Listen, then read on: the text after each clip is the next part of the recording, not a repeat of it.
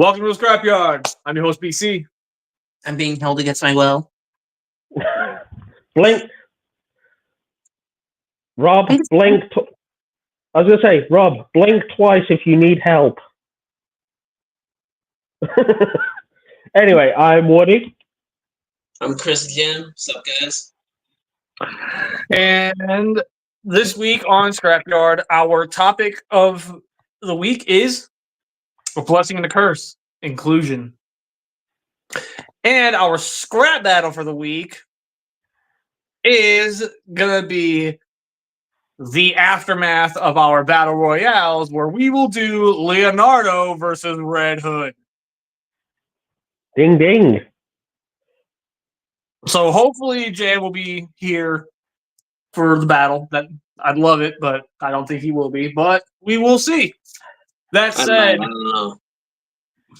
So that said, everybody, before we get into any of the epic talking and any of the epic topic, as we all know, it's time for Figure Appreciation of the Week. And since it's tradition around here, newbie goes first.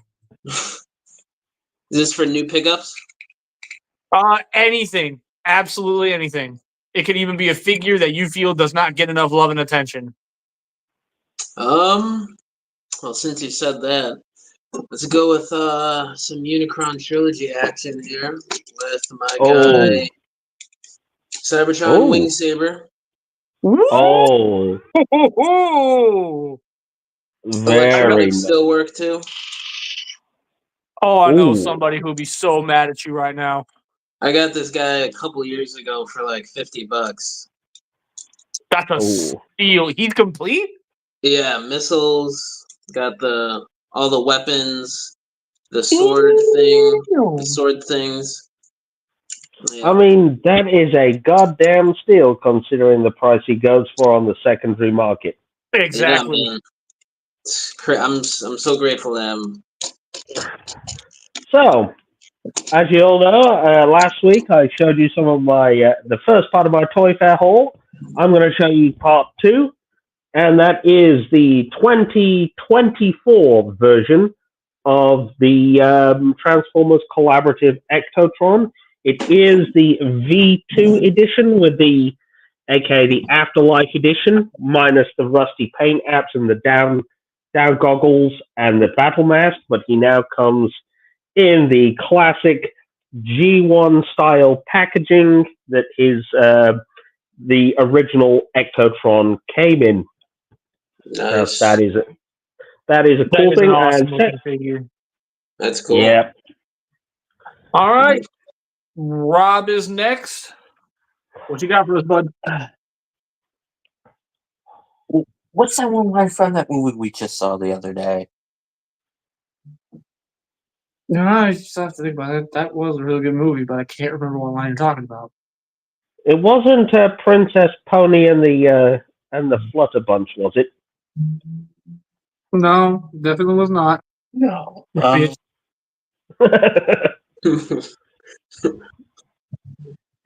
I think I know what it was. It was Decepticons Rise Up. Mm-hmm. Studio nice. Series TF1 Megatron. Which he is definitely showing this one as his appreciation because he panel lined this to hell and back. Oh, that looks good. That looks I'm fantastic. telling y'all, this dude with some panel liners, he can make some magic happen. He did Prime too. Oh wow. Yeah, before you go, you need to do that window paint on mine. Now, as for me, it's been a while since I've done anything really big as far as figure appreciation goes. That, and honestly, the figure is still amazing. For me personally, he's not the top commander anymore. But he's still holding second place. My figure appreciation is Commander Class Armada Prime. Oh, nice. That's a good one. Oh yeah. Such a beast and a half of a toy. I'm beginning to believe, John, BC, and you might agree. I don't know whether you agree or disagree, but Jetfire and Armada Prime have been showing just what can be done with that commander class. Yeah. Again, I absolutely love this Armada Prime, don't get me wrong. But when I say he's second best, that's because literally the very next year we got Magmatron. And I Yeah. adore him. Yeah, I mean, we've literally, since Siege, they've been showing us what can be done in that commander class. Exactly. All right, now let's go into the topic at hand. And the topic is, once again, it's a blessing and a curse, inclusion. So, it's going to be, you know what, I'll go ahead and I'll let this one go for a little bit before we really, I'll cut it off when I feel we've talked enough. Mm-hmm. So, let's talk about how inclusion could be a blessing real quick. Inclusion could be one hell of a blessing if it's done correctly and if it's shown naturally. Can I put an example here, right? And I'm going to use, since we're all Transformers fans, I'm going to use this as the example. Look at how Transformers IDW did it throughout their run. You know, you look at how the relationships of the Transformers was portrayed, what was portrayed, how it was portrayed. You could definitely tell IDW was very LGBTQ friendly. And the fact that IDW actually won awards for its inclusion and representation within the pages of its comics. Exactly. Like, you got to tip the hat. I'd say a good one is I don't know, Beast Wars had a lot of good, female characters that really didn't rely on, showing overly feminine female. features. Yeah, like with Air Razor. I mean, Black Arachnia kinda, but not to an extent. It was mostly with like her character. Yeah, But Black Beast Wars Arachnia's really design started had giving. 2 reasons. Yeah, but then Black Arachnia was designed as the sort of classic femme fatale from Yeah, movies. especially with her Exactly. trans metal look. But just even with how they handled female Transformer characters to begin with, it was more than just because I felt like sometimes with RC and G1 and with some of the other B C list female characters like Chromia and stuff, they kind of treated them as like a Mary Sue a lot of times, and I Which got feel like really old. what'd you say? Which got really old. Yeah, I think it was because if you think about it, at the time, in the context of like the 80s and 90s, the female hero character really was sort of a niche thing, and really, a lot of writers didn't know how to do it properly. Yeah, yeah. That's why I'm You know, saying, like, I think Beast Wars was the first for Transformers to at least to start kind of delving into it into a good way, I think. yeah, and I think in the general, the sort of, it wasn't until I would say, Xena Warrior Princess when, actual writers and directors and actors knew how to create a female character properly that wasn't either a damsel or Mary Sue. Yeah, I agree.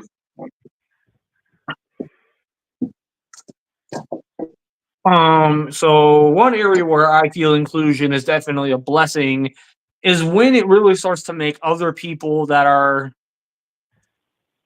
for lack of a better term, discriminated against feel seen and appreciated. That's one of the ways I feel inclusion is definitely one hell of a blessing. Mm. Yeah.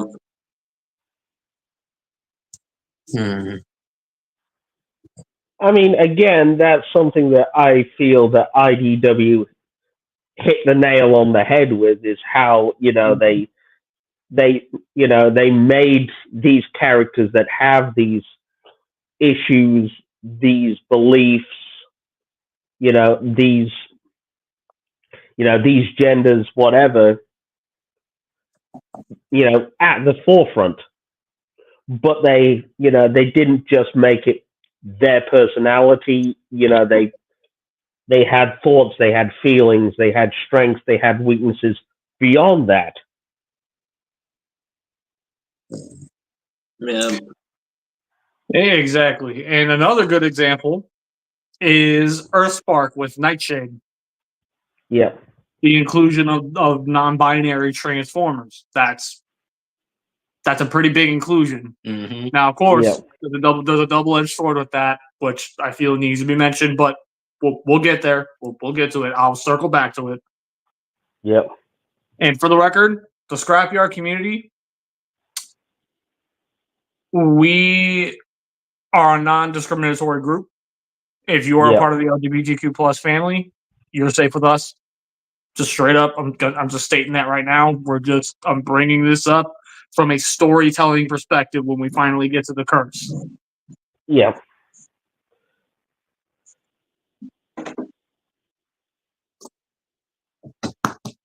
It's just generally the fact that you can see how inclusion sort of gained the traction it necessary in the mid-90s. It was, to me, it wasn't just like Xena Warrior Princess, but also other sci-fi shows like not Battlestar Galactica, Star Trek Deep Space Nine. That was another one. Because if you think about it, you think about how the crew of the Deep Space Nine was, the cast members, they all came from different backgrounds. I mean, you even had Jadzia Dax was a symbiote and could change gender. And that was brought up as a plot point in numerous episodes. I had no idea on that, honestly. Yeah, me neither. That's pretty cool. And the fact is, there was the episode where there was an episode of Deep Space Nine where Jadzia Dax meets, these old Klingon guys. They refer to Jadzia as her previous, host, Curzon Dax. She says, "Oh, whoa! I'm not Curzon anymore. I'm Jadzia. I'm female presenting." And they just accept it as, just, oh, okay. Okay. And they don't treat her any different, and they still give her the same level of courtesy and respect you'd expect, from a Klingon brother in arms. Mm. And Definitely if correct. you know, and I was going to say, and BC, if you know your Star Trek, you know the level of respect you get when you're a Klingon brother in arms. Yeah. We don't do Star Trek, so. Okay, I just thought, you might have known, that. I know a Anyway, little bit of Star Trek, but not much. Yeah. Nothing that's a blessing. Oh boy, this is going to be a very, very, very fun topic for Rob. So, let's move on to the curse side of things. Who wants to go first? Well, I think I'm going to bounce back to something you said earlier, BC. You know how you said that Nightshade being non-binary was a thing in, US Earthspark?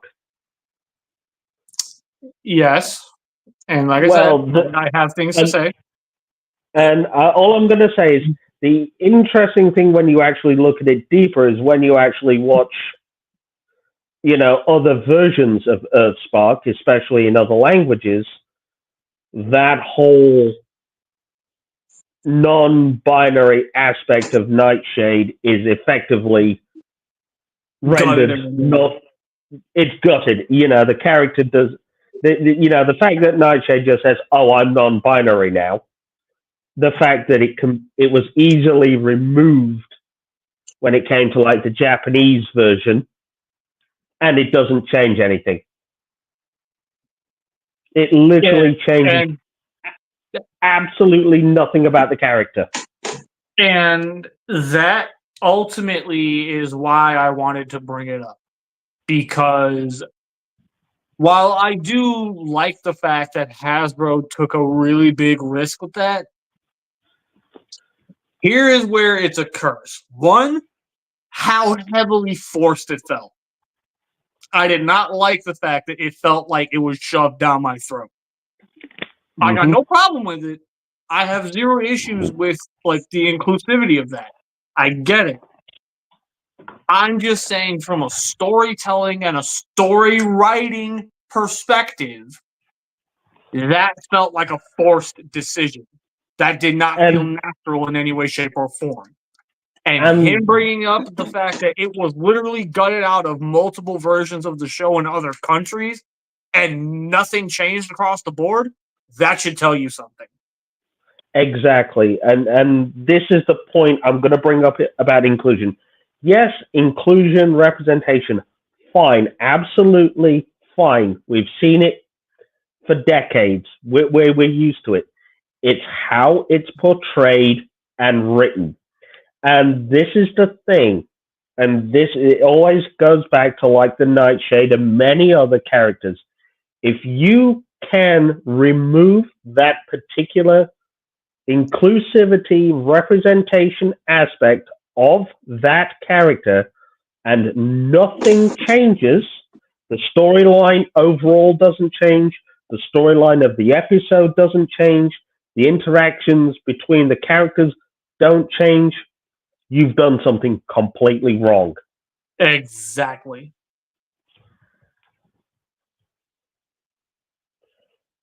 Yeah, I'd agree. All around, I really didn't like Earthspark, to be honest with you. I didn't really think it was an interesting story. I've said on my channel multiple times. I don't really. It was one of the don't very like few it. times I heavily disagreed with you, but we're not here to argue. We're just here to talk. Yeah. I mean, it had good aspects to it, but I just wasn't a fan of it. Yeah, no, it had its ups. It has its ups. It has its downs. And unfortunately for me, the more I really stopped to think about it, the more I realized, wow, they really forced that thing with Nightshade, didn't they? Yeah, they were trying to just score some brownie points. And the thing is, and I'm going to keep saying this, then you go back to like IDW, you could say, for example, erase Tailgate and Cyclonus' relationship. It fundamentally changes the dynamics of the two characters. It changes the dynamics of the characters around them. It changes the dynamics of the story. Yeah, that's true. You think how different, say, More Than Meets the Eye would have been if you erased the Chrome Dome Rewind relationship. We do not speak illy of those two. Do you understand me? No, but I'm not speaking ill. I'm not speaking ill. I'm just saying. I just want to talk to him. I just want to talk to him. I just want to talk to him. Yeah, I'm just saying. But if that never happened, it would fundamentally change the dynamic of the two characters. Yeah, it genuinely would. And that goes to show that it was great storytelling. The fact that if you were to change one thing, the dynamic of the story completely changes. And it bugs me. Like, the main reason why the non-binary thing bugs me with Nightshade, again, has nothing to do with trying to go for the inclusivity. I appreciate that. I really do. It's when it doesn't feel natural, when it doesn't feel like you planned that from the get-go. You could tell that was forced. You could take, say for example, you could take that non-binary aspect out of Nightshade's file text spec bio, and it would read exactly the same. Exactly. Now let's go ahead and give either Jam or Rob a chance to talk real quick. Main reason why I see it as a curse, kind of piggyback of what you guys were talking about. There's always going to be the select few people who are just going to say, "Oh, this is always getting shoved down our throats. You need to stop." That sort of thing. Like, there's always going to be a select few people say, "Okay, we've had enough of this. Can you stop shoving it down our throats?" And you're definitely right on that. Yeah, that's true. Yeah. And I mean, come on. Look at how big of a loss Disney's taking on that. Yeah. Yeah. Like, at this point, read the room. Anyways, That's true. Jam, by all means, go ahead if you have anything to say. Shush, But- Woody. Yeah, I mean, I'd have to agree. I mean, with how Disney's handled Star Wars and, with how Transformers Earthspark has gone with ratings, it's not been good the last few years with stuff. I mean, that's not to say that they don't have to do, inclusivity stories. It's just that when it gets in the way of the quality of the story and the franchise, it becomes a problem. So, Exactly. and with that, guys, I'm sorry, but I think I'm going to have to go for now. I appreciate you having me on the show, bro. Nice to have met you. Nice to have met you, Jam. You're an awesome you guy. too, buddy.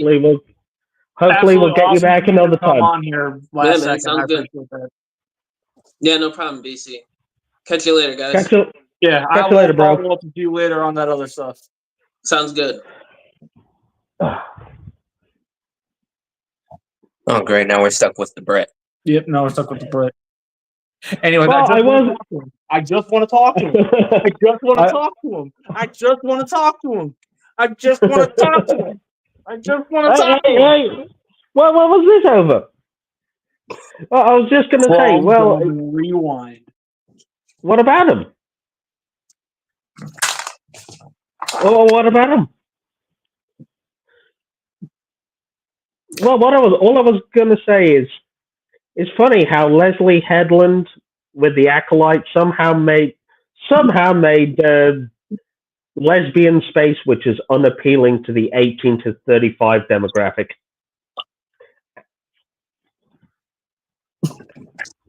Goddamn. And she somehow managed to make being Harvey Weinstein's PA the second worst thing she actually did. Yikes! Okay, all right. So now it's just the two of us. Let's actually go ahead and go into the middle section now. So here, I did want to ask a question, or if I could save it for the after party. So with these collaboratives, right? And this is purely an opinion aspect, and I want to put this out there for everyone else as well. Do you guys prefer these vintage G1 style boxes for the collaboratives, or do you like it when they go their own direction, like they did with the Monsters and Top Gun? It entirely depends on the time frame of which the iconic vehicle came out. Right.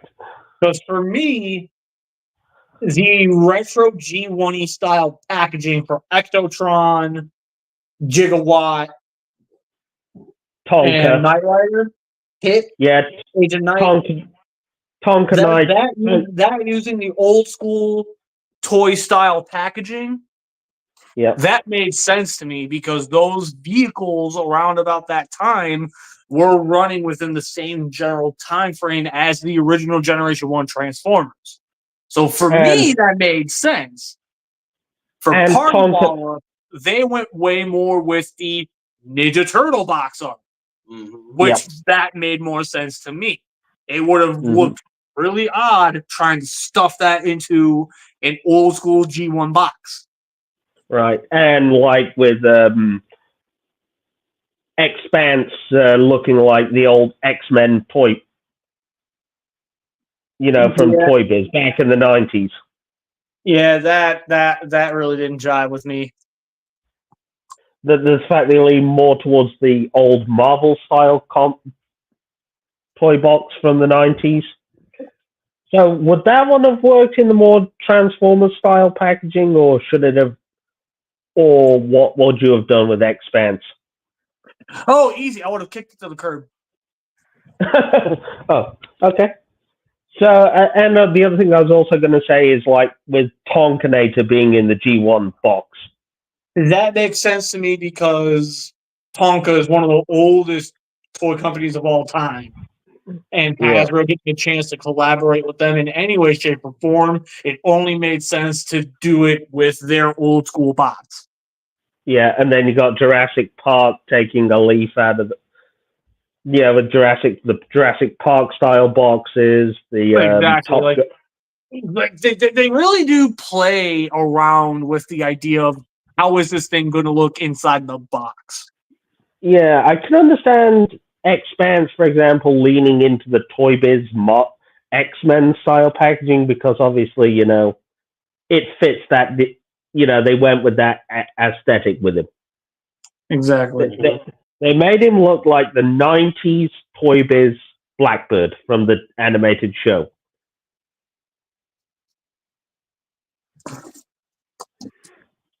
No, that was so. You think with Party Wallop they went the right direction? Yes, with Party Wallop they went the right direction. Maverick, we're not going to talk about Maverick. We're not going to talk about Expanse. No, Maverick, I can understand how that. I can understand Maverick working that way because it looks like if you look at him in the package, he's, in vehicle mode, he's flying, he's taking off the carrier deck. So, they've basically, that's the direction they've gone with him. And then obviously with the Universal monsters like Draculus and Frankentron, he's in a VHS box. Yeah, exactly. That just makes me wonder, how are they going to handle the box for the Rathalos Prime Monster Hunter collaborative figure? Well, I could definitely tell you right now, it's not going to be the old school G1 style packaging for it. Yeah. It's probably going to relate a lot more to what Monster Hunter packaging looked like. It'll probably be in a video game style box. Because then my next question, BC, how would you do the packaging for the Godzilla ones? Oh God, you just opened that wound up. Oh no. No, but I'm just going to say, look, I know you hate the figures, but how would you redeem them through the packaging? Easy. I'd tape a brick to them and I'd toss them into the ocean. I guess I was going to say, I guess Savage has finally finished doing the dishes. Hey, let's see you get a good clean history from your diseases there, Cody buddy. I mean, Woody buddy. God damn. Holy shit. Holy shit. I'll ask Savage the same thing, the same question I asked you guys. Is the question being this, with these collaboratives, do you like the G1 style packaging or the when they go their own direction? Considering my only collaboration so far is with Party Wallop, I do not know exactly how to feel about that question because I do not have enough to go off of. So. Oh, okay. No, the other, and then obviously the other question of being like, and I upset BC with it is how would you, since we bounced off Rob and the Rathalos Prime being in what we figure be Monster Hunter packaging, would be how would you do the Godzilla stuff? I just want to talk to him. I just want to talk to him. I just want to talk to him. I just want to talk to him. I just So want to talk to him. down. Anyway. I'm answering your question. Leave me the fuck alone. Anyway, basically, you're saying how would I do the Godzilla one if they were to do one? Well, we know the Godzilla Transformers are coming with the Grimlock repaint as Godzilla and the G2 Prime as the truck. Again, you're saying how would I package them? So I guess? what? Yeah. So what kind of style packaging would you go for? Would you go for like a movie box style? You know, like they did with the Draculas, where they came in a VHS box. Do we know if they're coming in separately or as like a 2-pack? Separate. Style it. I would style it in the form of a versus box. The Godzilla Megatron one, style it in the form of Godzilla Megatron. However, facing one direction, while we have the Optimus Prime, whatever the other one version would be, facing that one. Like whatever. Point is, facing each other. Okay. To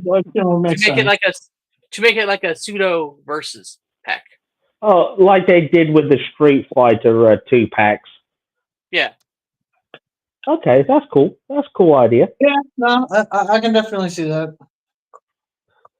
And if anything, make some of the lettering in the kanji style of one of the old one of the old Godzilla movies that would maybe perfectly tie in with this one.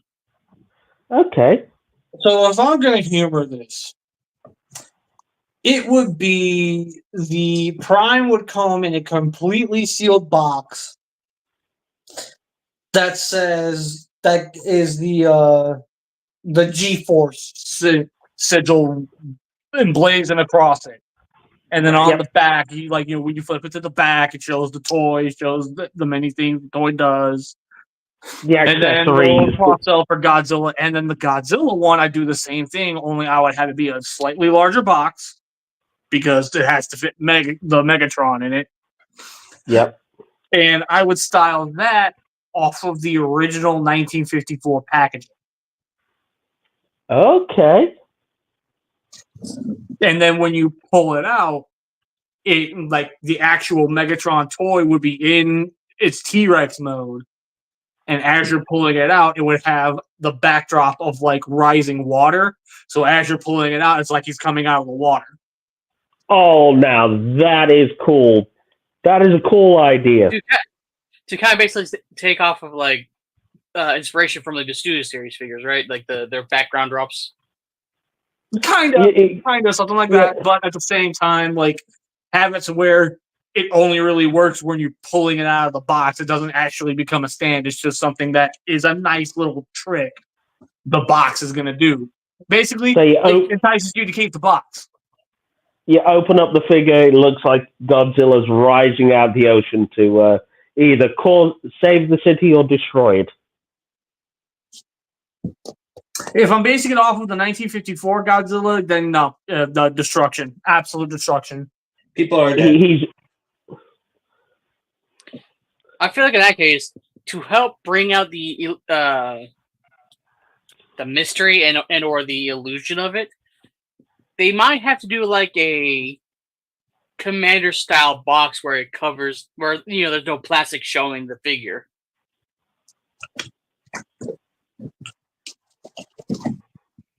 Example, his box. Yeah. Well, you know everything's all contained within the cardboard sleeve. No windows, no nothing.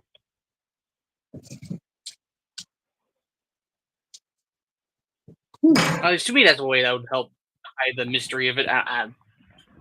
Yeah. So I was So going it to ask might you, be- BC. So I was going to say, at what point are we going to cover John Warden on this show? Are we going to do him now, or are we going to wait till the after party? We can do it now. Because I want to try and give Bricks enough of a chance to actually get here before we move on to Scrap Battle. See, I'll say this on the chat with my thoughts with John Warden leaving. I think a lot of the creativity and risk will be gone from Transformers from here on out. See, let's be real here. John Warden was the guy that really opened the door to a lot of the obscure, the weird, the wonderful, the often overlooked aspect of Transformers. Yeah, he was the one that sort of pushed, for these characters to get their time in the spotlight. He also pushed for the increased budgets within the toys. And I don't want to be that guy, BC, but I think I might have to by saying I think your want of a Beast Wars diver just went with Warden. I just want to talk to him. I just want to talk to him. I just want to talk to him. I just want to talk to him. No, but my point on that is I just think, we're going to have a sort of return to a Combiner Wars era of cheap and safe. I'm a lot more willing to disagree with that because Okay. when John Warden left the Transformers team and we got all these new designers, they were the ones that carried forward with the idea legacy. Mm-hmm. So I think that whole idea of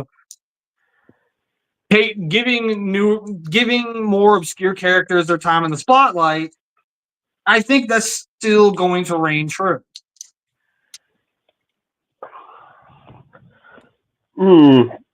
But then my counter question to that was, if they do continue with the more obscure figures getting their time in the spotlight, how much longer can we realistically see that continue before Hasbro, cut the budget for Transformers and, we see them push back to the safe and cheap? So, for one, if Hasbro does decide to do that, that would basically be them deciding they no longer care, and they'll destroy the brand.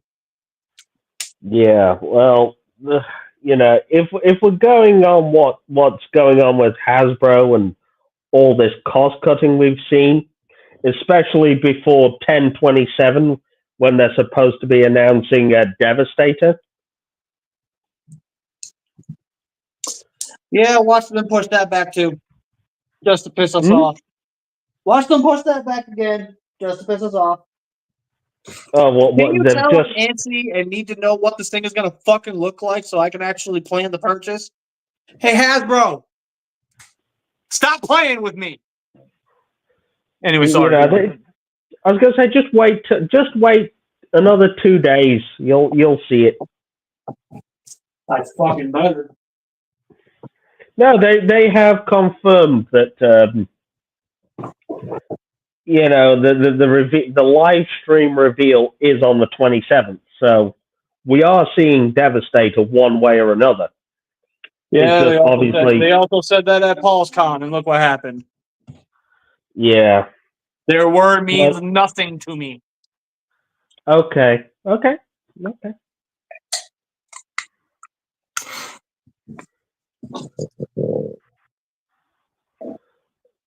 I mean, I think they're obviously saving some of the bigger reveals after, New York Comic Con was a bit light on the reveals. Is 1027 going to show us more than Devastator? Yes. Yeah, we will definitely see some new stuff. Because if you remember last year's 1027, that's when they dropped Magmatron and Silverbolt for Legacy. Okay, that's nice and all, but here's my question.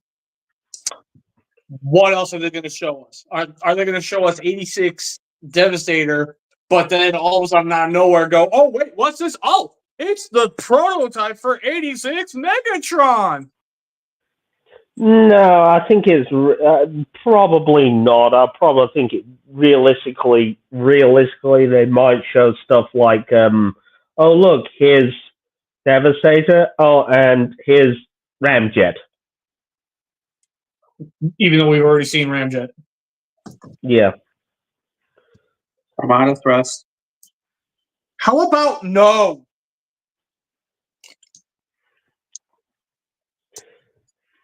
Because, I mean, because we had, what, a couple of brand new reveals at New York Comic Con. All I'm going to say is this. If they are going to show more than Devastator, if they are, it better be at least one toy from Age of the Primes. They probably won't touch that until at least Toy Fair or San Diego next year. That's going to be the new toy line next year. It makes no sense to not show it as soon as possible. Yeah, it all depends on, with all this stuff going on with sales, the layoffs, the restructuring, and whatever damage Chris Cox is doing in the meantime. You want to know how they're going to fix it? By showing people shit they actually fucking want. Moving on. What do you mean? What do you mean? I was going to say, what do you mean, BC? You mean people don't want to see G2 Breakdown and in box and Ramjet, Legacy Ramjet? That was a joke, but that was a joke. By the way, BC. That was a joke. It was a joke. It was a joke. It was a joke. It was a joke. I see how much has happened while we've been gone.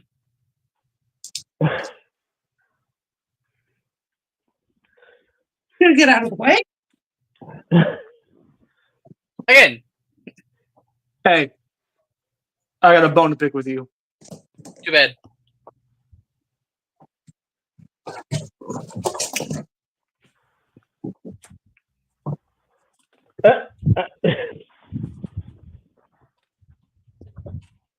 Can it?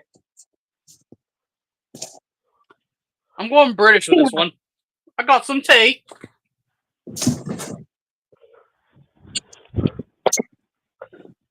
Oh no, he's got Beanie. He's got Beanie.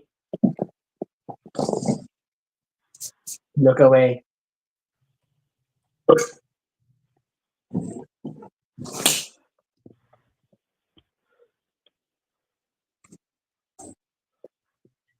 Well, if I don't do anything, I come back and I still get abused for no fucking reason. I mean, that's kind of always been how it is, anyways. Yeah. Anyways, jokes aside, that's where I stand. And before I get like mega heated and go on a tangent that I know nobody wants to hear, I'm shutting this conversation down. We're moving on. Okay. So now, do you guys want to bring up another topic, or do you want to just go ahead and dive right into the scrap battle? Well, since I've burned up my two ideas of the John Warden getting fired and the packaging, I'm on scrap battle because obviously, Have you I missed a fair bit. No. I mean, I got no difference because I literally just got here and we're already ending a conversation that I haven't been able to partake in. So, your thought. The blessing and the curse of inclusion. my thought on inclusion, A blessing and a curse. Yep. I'm trying to figure out what you were referring to by inclusion because I don't fucking know. Basically, inclusion of any sort of, minority Think or Nightshade from Earthspark.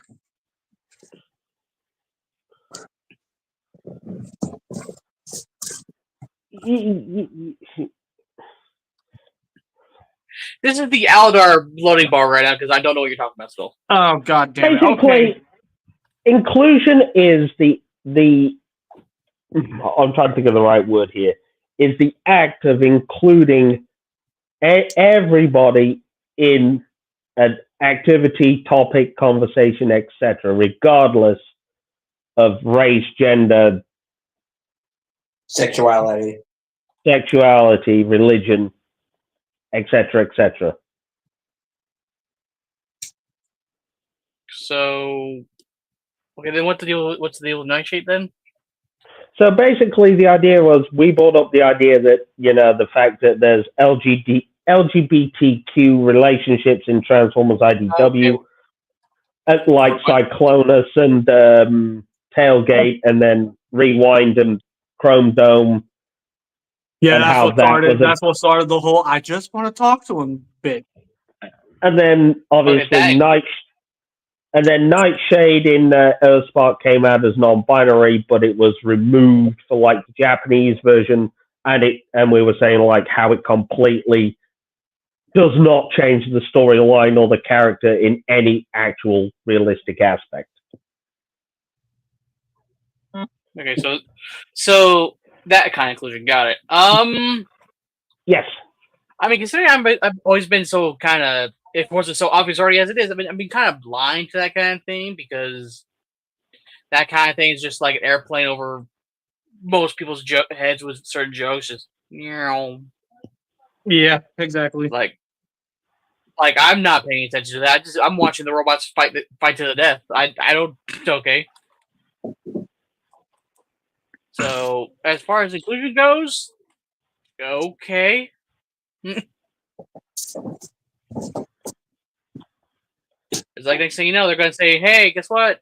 In the new Dragon Ball Diamond show, turns out Goku's gay," and it's going to be like, just what the fuck? What the fuck? Then use me. Mom! Hello. I'm alive. Mom, be prepared to post something in the comments. Uh-oh. I'm planning to go out to Springfield at some point, sometime in the winter. Don't know when yet.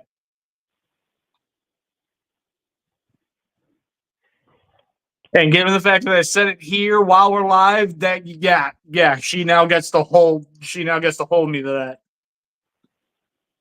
Okay. See, So if you don't come-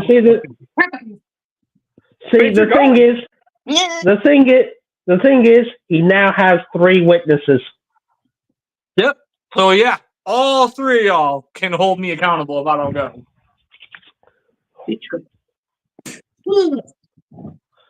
Savage, you're up. No.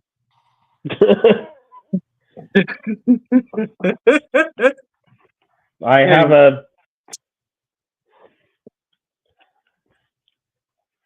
Anyway, as far as my thoughts go,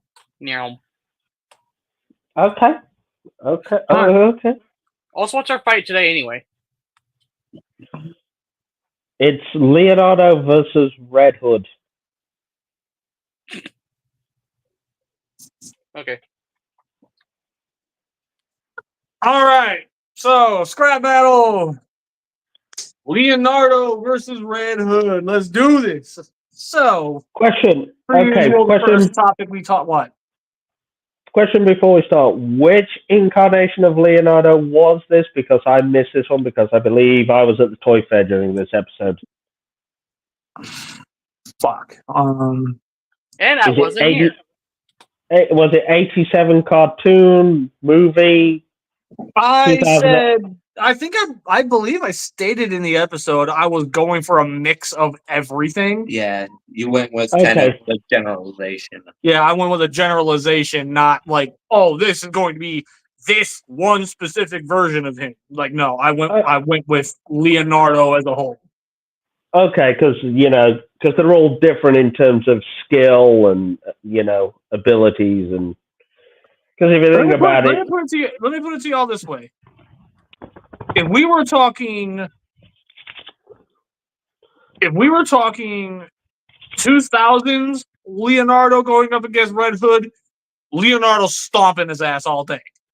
because the way I see it, If it's 80 2000s version of him, that'd be an enjoyable fight to watch, even if Red Hood loses. Exactly. That's what I'm saying. All I'm gonna say is 84 Mirage Comics Leonardo versus Rot Leonardo. Mirage Comics Leonardo was wiping the floor with him, and it ain't even a fight. So yeah, no. So you see why I'm saying like a generalization of Right, the okay. characters is what I'm going with. Okay. And yes, Okay. the same rule applies for Red Hood as well.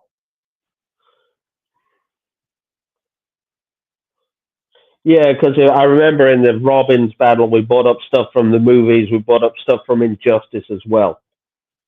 And the comics, and then this one had to yell at you guys to get y'all back on track.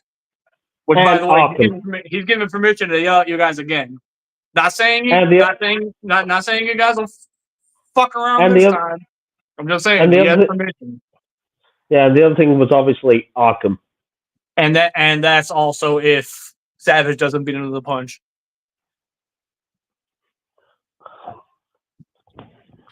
Okay. All right. Anyway, so the first thing that we always do for scrap battle, let's talk endurance between the two, and this is where I'm going to be real with you guys when I say I'm tying them out. I'm remembering what I know. Yeah, I think that sounds realistic. I'm tying them out because let's face it, the two of them, the level of ass whippings that these guys can take is something of a fucking masterpiece, especially when you see it in the comic books. I mean, we see these guys get thrown through buildings. We see them get tossed off of a rooftop.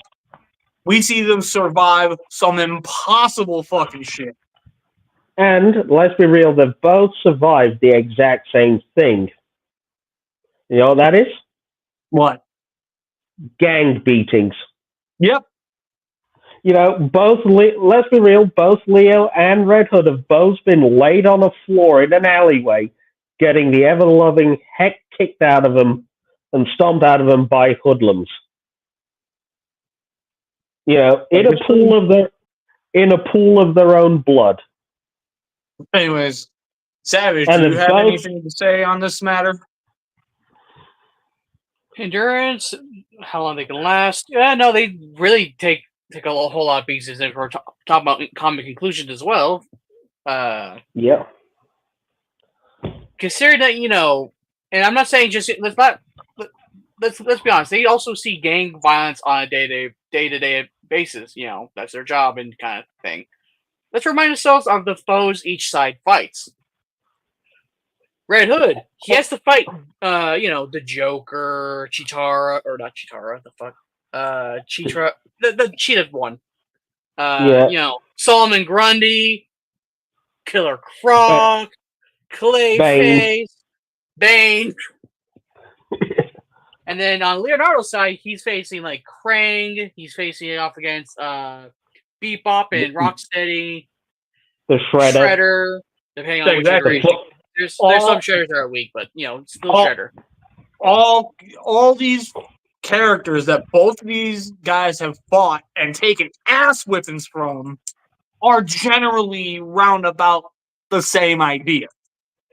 Except Jason Todd couldn't survive a 1-800 number.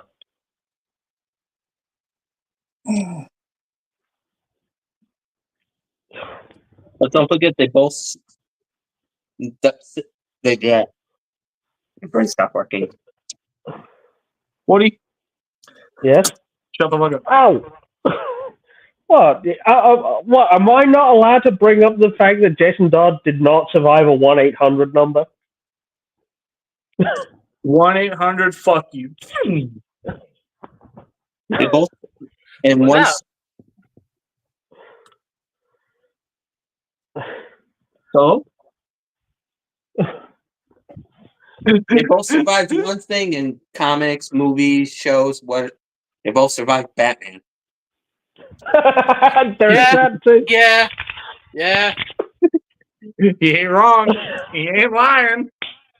Ninja Turtles versus Batman, yeah. Oh, and technically, if we're counting comics, haven't the Ninja Turtles gone up against the Ninja Turtles have gone up against the Justice League? They've also gone up against the Power Rangers.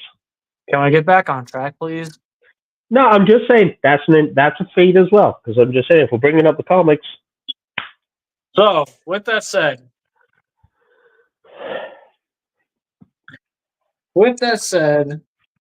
Endurance feat, we're tying them out. Next up, I believe it's either strength or speed. One of those two. strength. Strength. It's strength. If we're talking physical strength, I'm leaning a little more toward Leonardo. Yeah.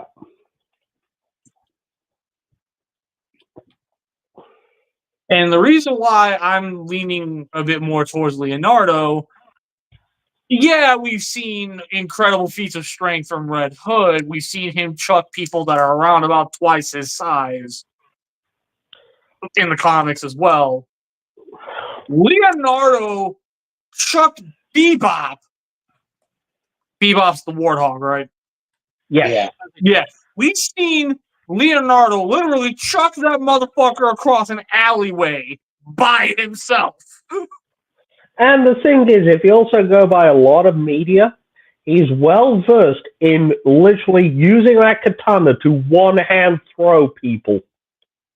Exactly. And like it takes more than just technique. It also takes a lot of like physical strength from the person themselves. So when it And the comes thing- to overall physical strength, Savage, where do you stand? I kind of want to say Red Hood because of the sheer fact that because again, a lot of this also again depends on just the iteration. Because like like for example, 2000. I know I'm saying we're not just singling it out, but let me just point out real quick. We're like 2000's version of Leonardo. He's buff, yeah, but then later on he doesn't get as buff iterations as he continues. There's some that are, but then there's some that are not. Same goes for Red Hood. There's some iterations where he's, a fucking tank. And then there's some that are just laughable. So Yeah. the only few experiences where I feel like Red Hood would have advantages on something like this would be, going up against the Man of fucking Steel. Without powers. Without kryptonite. With fucking bullets.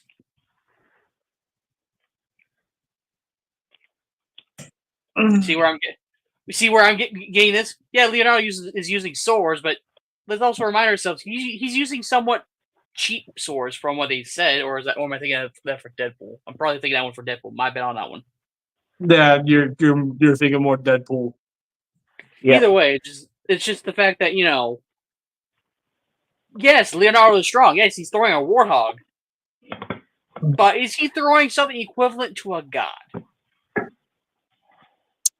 If we're talking physical mass, Leo still wins.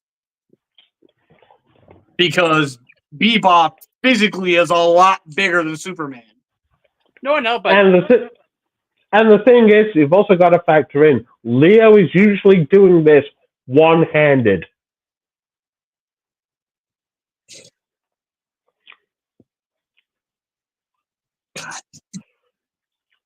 Anyways, Now, let's see Jason Todd one-hand throw Superman by his underoos. yeah, it's not happening. yo, don't know what that is, but yo. Jess. Hello, I guess? Sup, Savage Prime, Jest. Do you know this guy? I do not. But thank you for coming Okay. on nonetheless. Hey, nice to see you, Jest. Anyways, so Speed feat. yeah, let's talk speed now. This is one.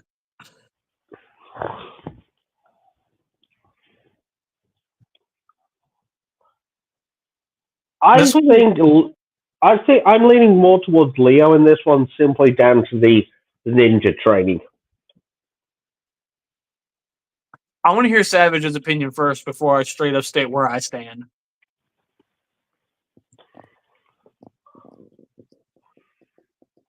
And we're obviously talking now, like obviously no vehicles included, right? Because no dodge Vehicles no are shit not This is just- included for either of them. This is literally just them, straight up reaction and foot speed. Reaction time, foot speed, reflexes, all that. Yeah. There were a lot of times where Red Hood was very was very almost at, from what I could tell from the comics, at least from what I know, which take with a grain of salt. He was almost a lot of times at par with Batman himself. However, where he lacks in is, I feel, mainly is his focus. Right. Okay. Because when he gets focused on something, like for instance, in Under the Red Hood, as a good example, he was basically focusing his whole attention on Batman than the Joker, who was in the room where he was holding him at gunpoint. And due to him being too focused on that, the Joker, got a hand on him from, just simply doing whatever Jason was doing at the time. So, and Leonardo, he is speedy, but I won't lie, I don't watch a whole lot of Ninja Turtles at all anymore, so my knowledge of how fast he is very limited. I think it's Leonardo can strike faster than the speed of sound, basically. And the thing is, he's that skilled because if you think about it, he's wielding the deadliest weapon of all the Ninja Turtles. So he's basically learned how to strike and react so he doesn't kill. Right.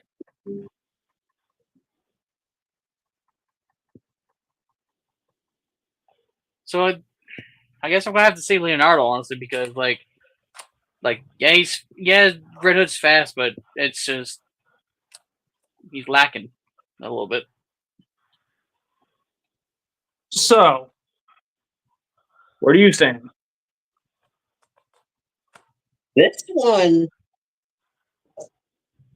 This might surprise you. I might actually tie them out on this one. That's where I was Okay. standing. Yeah, because again, depending on the iteration of the character, it'll be faster or slower. So it all depends on, More personal preference than anything. But since I'm generalizing it, that includes almost everything across the board, which at that point, it's harder to tell. Which in my eyes, makes it more fair. Yeah, rather than saying, well, this is specifically Under the Red Hood, Jason Todd versus 2000X cartoon Leo. So you're tying them out? I think I will be tying them out, yes. Okay, that's a fair comment. The next one, though, I'm sorry. This is going to feel heavily one-sided. Weapons and equipment. Weapons, armor, and equipment. I'm sorry, this one's going to Red Hood all day. Oh, hell yeah. Yeah, because no. Hardcore is going to Red Hood all day. Yeah, let's be real. Leo, yes, he has the katanas. He has his own shell, and then you've also got to think when it comes to armor, well, it's usually improvised. That's usually improvised, and he's also got the shurikens, and every so often he has been known to use his environment to his advantage as well. No, but you know what I mean. If he's wearing armor, it's usually like a trash can lid. It's skateboard knee pads and ATV vest for for body armor. Okay. And I'm gonna say, hockey pads are good. Hockey pads and football shoulder pads are good for a little bit, but yeah, when you're wearing, say, even if we take just, sorry, Arkham, he's wearing a Batman suit, a leather jacket, and the cowl. That's definitely better armor. Okay. So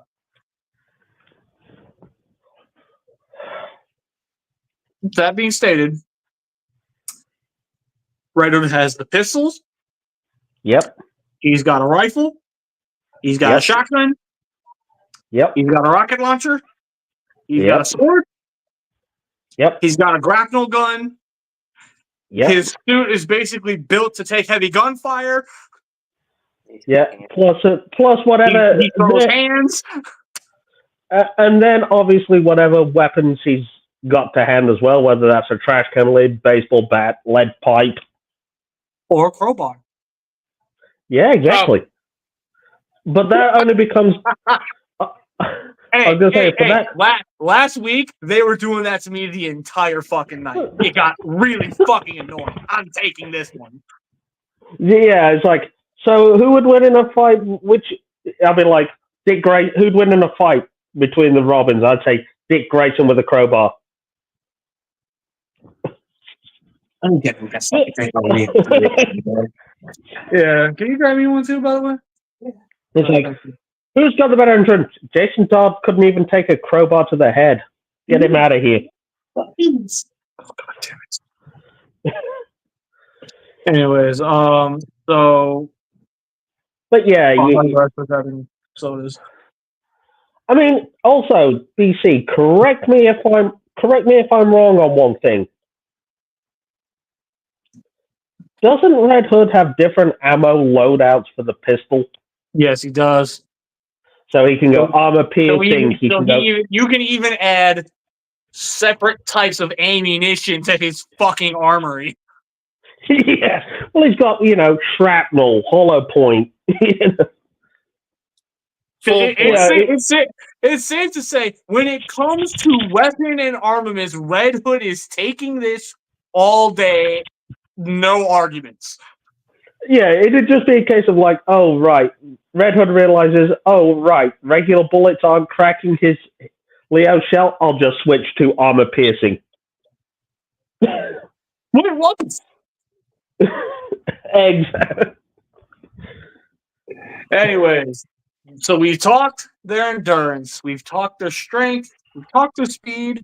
We've even talked their armor, weapons, and equipment. Yep. It's a Bricks! About damn time. Briximus! Can't a man take a shite in peace? No. Oh, is that where you've been all night? Not all night. Anyways. I'm so afraid of shit. Anyway, so when it comes to, so basically to catch you up, Bricks, endurance went to Leonardo. Strength. No, you tied them both out. Oh wait, yeah, sorry. Endurance tied. Strength. Leonardo. Speed tie. Weapons and armaments. Red Hood. Okay. Do you agree with that? Anything you want to add?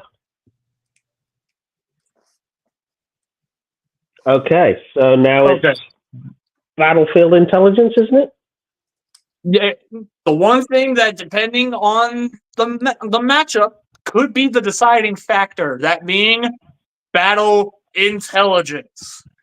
This section can turn the tide of any battle. Exactly. Now let's talk about Now, battle intelligence is where I like to bring up something that I personally call a character X factor. And what I mean by that is it's one specific thing that a character either specifically has or specifically does that somehow, some way always gives them the edge. Yep. And in this particular case, with Leonardo, it would 100% be his skills within the shadows. Leonardo, all 4 turtles, is an absolute master at utilizing the shadows to his advantage. He can strike you well before you realize he was in the room. And the other thing as well, to bounce off that, his calmness. Exactly. He is a very calm, very well-mannered, very zen type of guy. He's patient. He'll wait for the right moment. He'll let his opponent do what they got to do. Wait for that perfect opening, strike, and disappear. Basically, to quote Transformers Animated Prowl, stillness, then strike. Exactly.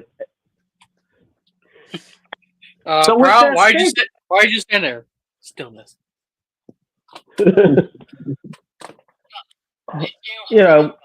Anyway, so that's generally where I stand when it comes to battle intelligence when it comes to Leonardo. But here is where the contrast comes in. Now we talk Red Hood. And so we already know both of them generally were raised on the streets. They both have street smarts. We get it. We're going to move on from that because we're going to sound like a fucking broken record at that point. What I want to focus on is the stark difference between the two of them. Where Leonardo is a very calm, very collected, very calculated fighter. Red Hood is a master at controlling the battlefield. Because what and my biggest argument towards this, returning to Under the Red Hood. He told Batman, I'm doing what you never could. You keep trying to stop crime.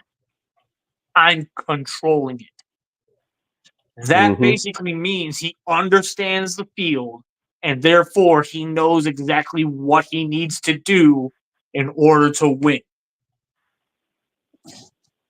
But of course, there's also the fact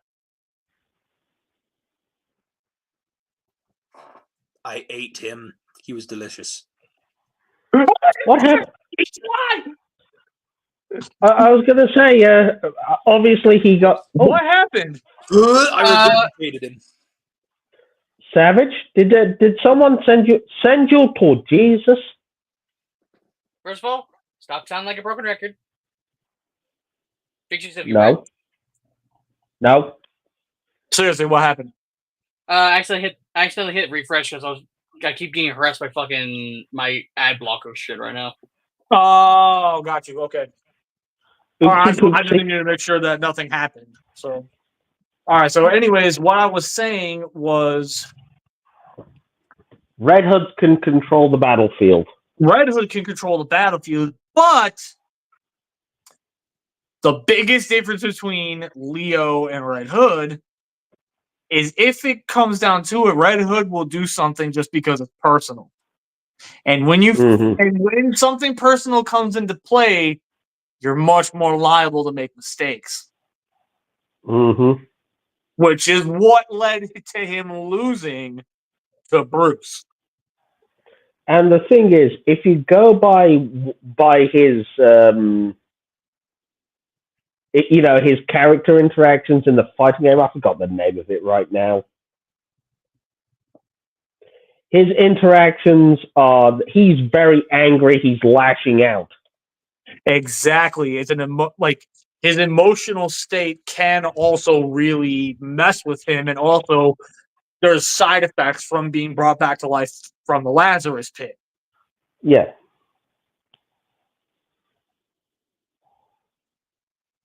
So he's a lot more prone to lashing out, but there were times where him doing the lashing out actually did him favors because Yeah. it allowed him to really put forth the physical strength he needed to win. Injustice, that was it. But yeah, in Injustice, he's very angry. He's prone to lashing out. He's more cocky and arrogant than his previous counterparts. Now, that being said, one thing that is also stated is he has his own vial of Bane Venom. Mm-hmm. So if and when the time comes, Yeah. when he needs it, he'll use it. Yeah. So, with all of this stated and everything I mentioned, when it comes to battle intelligence, I want to hear what you guys have to say first before I say what my overall verdict for this one is. I think both of them are pretty evenly matched. Both of them have skills and traits and bad habits that both kind of cancel each other out. And so that's just where kind of I stand. Okay. I'm going to have to agree with Bricks on this one.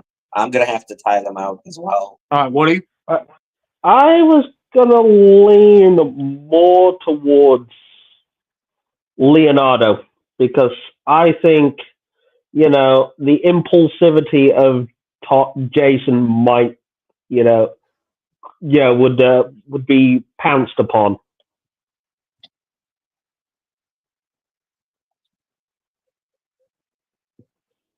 So he said tie him up. You said what? I said Leo. Yeah, he's leaning towards Leo. Rob is saying tie. Bricks is saying tie. So where do you stand, Savage?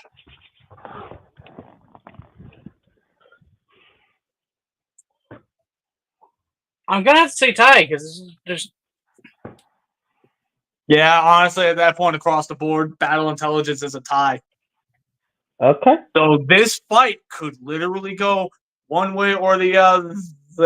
But first, as always, because it is tradition around here. 3, 2, 1. BBS. BBS. BBS. BBS. BBS. BBS. BBS. Seriously, one of these days somebody's going to have to clip every single time we do that. Exactly. Nice to see you again, Mobius. Now it's time to talk final verdict. Bricks, you first. Based on everything you've heard, at least as far as up to this point, who are you siding with? Sorry, give me a second. I think it is going to fall to Leonardo. Okay. But only barely, if that makes sense. Okay, so he's specifying Leo, but barely. Woody. I'm going to say something similar because this is my personal opinion. I think Leo would be able to bait Jason into acting either on emotion or irrationally and capitalize on that fact. Okay. Savage, where do you stand? Well, he I'm gonna- stands on the floor. Huh? Sure, I stand on a floor, not in a floor. Anyway. He did that, not me. But anyway,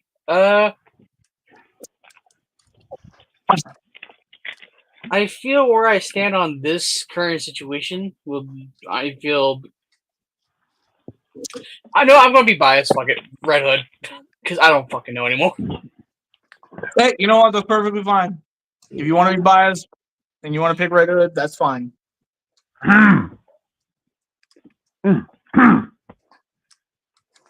You're the last one before the story.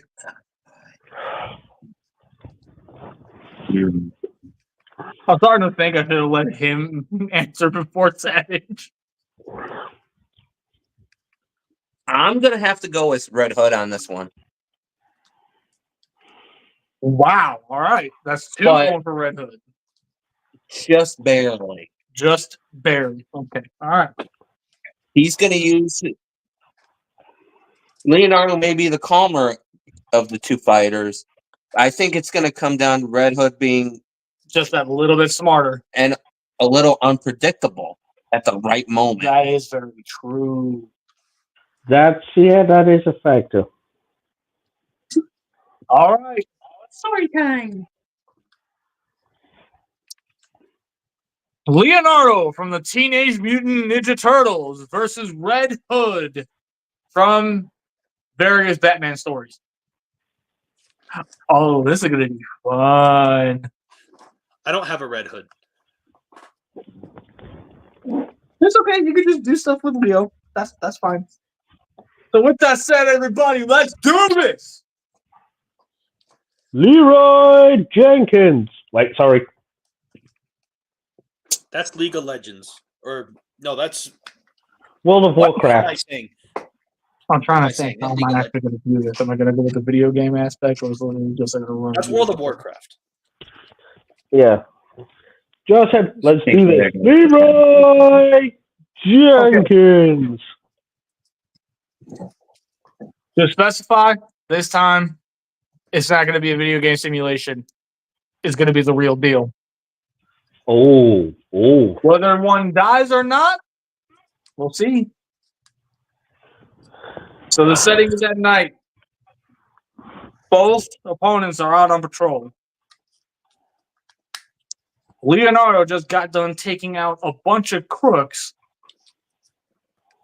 And, he's dancing it out. But then all of a sudden, he kind of notices something feels off right now. Almost like he's being watched.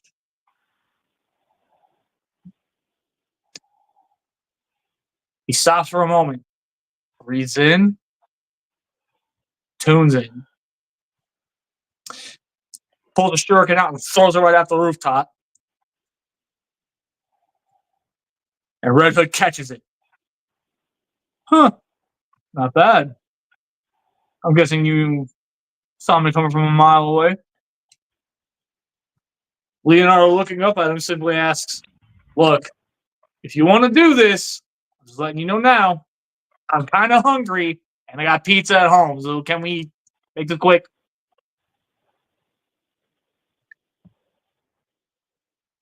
Red Hood simply decides, "Yeah, nah. It'll be quick. For me." Throws down a smoke bomb and disappears. But Leo ain't falling for it. And right before Red Hood can get to him, he turns around and socks him right in the head. And this is where the battle truly engages. They're trading blows with each other. Red Hood gets in one solid right hook to the jaw. But right when the right hook connected, and Leo started to jerk, he tweaked the shell to launch the sword out of his sheath, catch it, spin back around, and slashes a hole into Red Hood's suit. Okay, you want to play that? All right, let's go. Leo pulls out the other sword, but before he can even go to swing it, Red Hood shoots the sword out of his hand.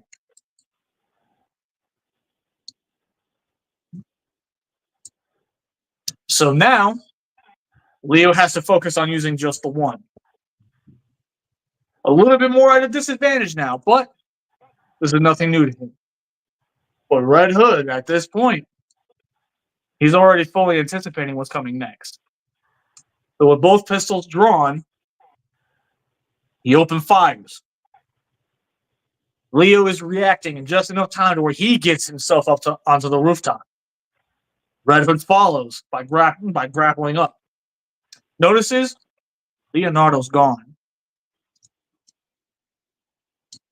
This is weird.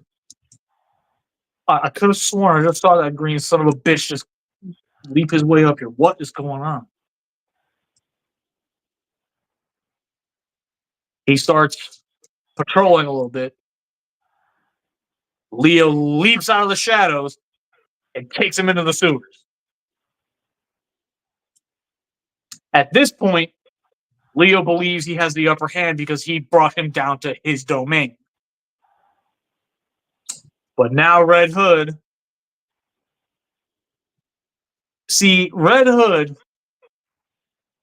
if there's one thing he does, he plans things out. So even though he ended up in the sewer, pulled out a little detonator, hit the button, and closed them in.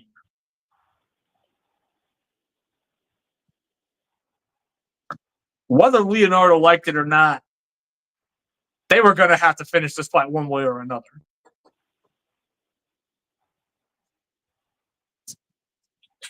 They both start throwing hands again. Leo just barely manages to cut up Red Hood's two pistols. And to try and keep some distance, he throws more shurikens at him. And as Red Hood is trying to run and dodge the shurikens, Leo takes it as an opportunity to basically attempt to blend into his surroundings.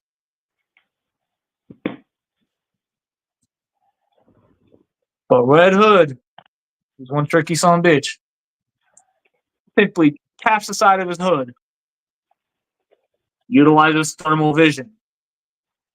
Or I guess one could call this his detective mode.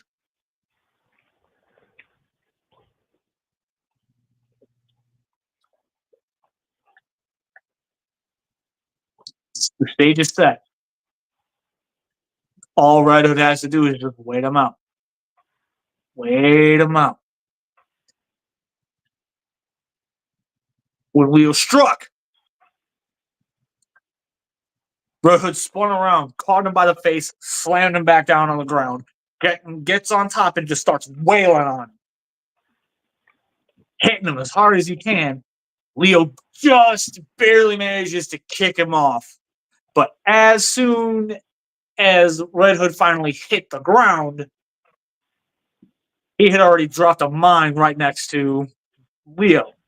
So right when Leo finally got up, it detonated and sent him flying back up into the air. He hits the ceiling and comes back down.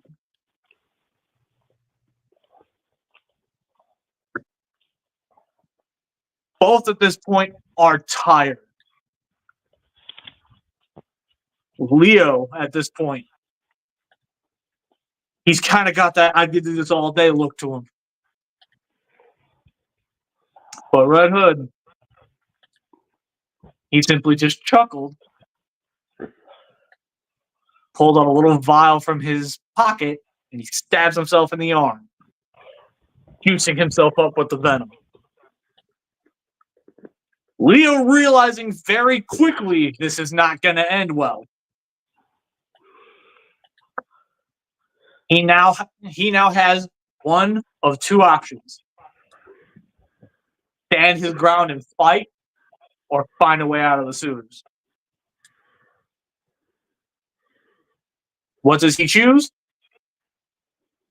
Nothing, because Red Hood decided to fucking clothesline the shit out of him.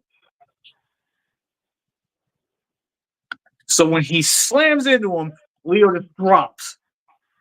Red Hood spins back around, picks him up by the ankle. How's that feel? And he just throws him.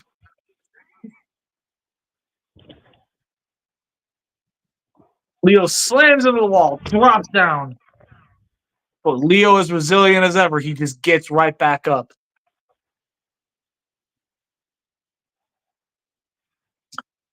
Red Hood simply cracks his knuckles.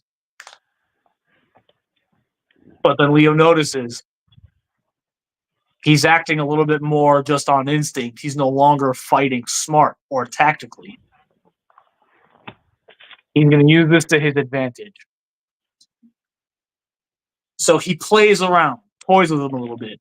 Obviously, eventually Red Hood's going to catch on. But with just a quick knee-jerk reaction, grabs on me, throws Leonardo into the water.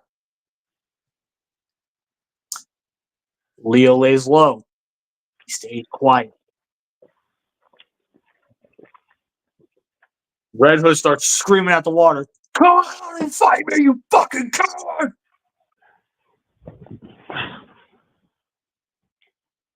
Leonardo finds himself an opening to get himself out of the sewers. He takes it, gets all the way up to the top. Red Hood overhears what's going on, realizes he found an escape route. So he starts punching his way out, but by the time he finally gets out, most of his venom has already worn off. He's tired. He's exhausted. Both are at the final stretch. Who is going to have the final blow? Red Hood draws a sword, stands ready. Leo has his sword ready.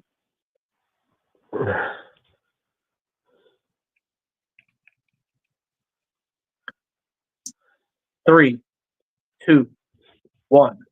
They charge. They swing. The blades clash.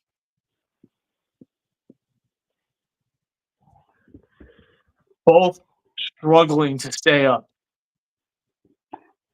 Until finally, one starts to buckle. And the one starting to buckle is Leonardo.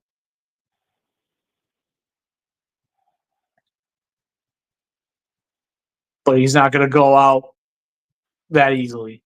In this moment, with his last shuriken, he pulls it out and he stabs it into Red Hood's leg. Red Hood drops.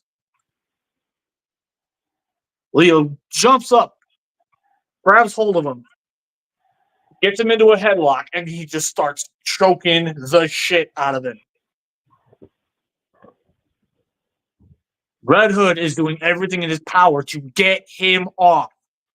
Finally reaches the point where he grabs a hold of his grapnel gun, fires it off, and allows the grapnel gun to yank them both flying into a building. They crash through it, and by the time they both finally hit the other end, they look up at each other, completely exhausted. Red Hood simply just shakes his head. You know, this is fun and all, but God, you're a pain in the ass. Leonardo chuckles, and he goes, "Yeah, you're not too bad yourself." They both hold out a fist. They touch. Let's try this again one day. And they pass out. It's a tie. Boo!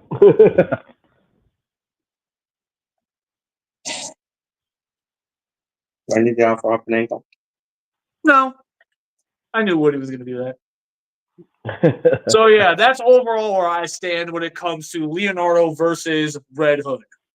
I ultimately felt that was going to be a tie. Way too many things factoring in that straight up stated there was no way in hell a true winner could be picked. However, I will at least do this. If I was genuinely forced to pick a winner, by the time Leo got a hold of Red Hood and got him in that headlock, he would have won it right there.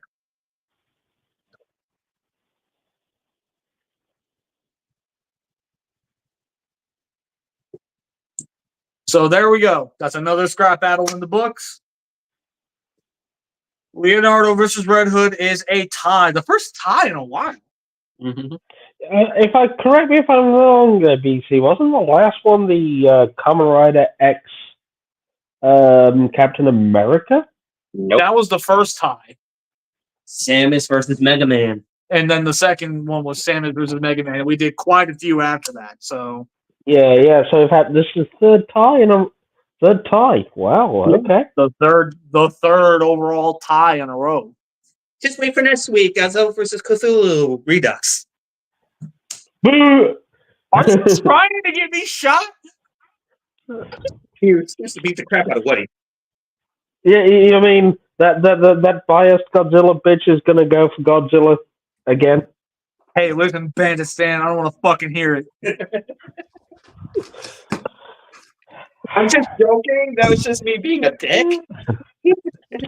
Anyway, I'm back. I got a random phone call right toward the end of the fight. Oh, so you don't even know who won, do you? No, it was a tie. Yeah, okay, all right. I heard that. I just couldn't say anything. So yeah, I'm slowly starting to get back into the swing of things with the story. So I'm asking very nicely, how did I do? That wasn't It too was bad, terrible. actually. You were absolutely terrible. You should never do it again. I'm just kidding. I just want to talk to him. I just want to talk to him. I just want to talk to him. I just want to talk to him. But in all seriousness, though, I yeah, just want to talk to him. Ah!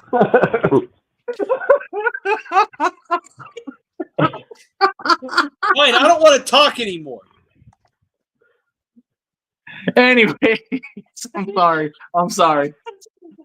All right, No, so I can Mario, have- what is how did everybody feel about the story that time? Yeah, that was good. Well, now I really think it was terrible.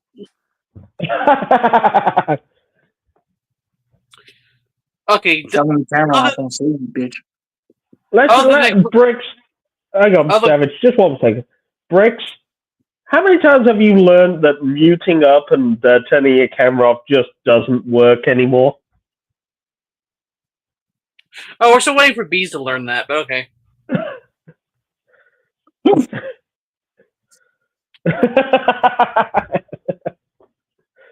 Anyways, seriously, let Savage talk, please. yeah. Go on, Savage. Anyway, I won't lie. I was confused on what the hell was going on because you didn't do this before. It's something I started doing over time. I don't know what episode the story time first started, but I know the first one I remember was the Captain America Kamen Rider. Oh yeah, that one Story pissed time. him off. It was like, yeah, but it only pissed me off. I was like, because it was basically they both rider kicked the shit. You know, it was that moment in an episode where, you know, you see the two riders going to rider kick each other, and then it's just end credits. Yeah, They pulled the Sopranos. where the two punched the shit out of each other, and it was over from there. It was literally just Kamen Rider and Captain America just throwing a punch at each other, and then it was just like end credits. Like, fuck you! Woody reminds me of that one video with the Dead Space Isaac Clarke and the Necromorph in the vent. Yeah. Get back here! Get back here! Scare me!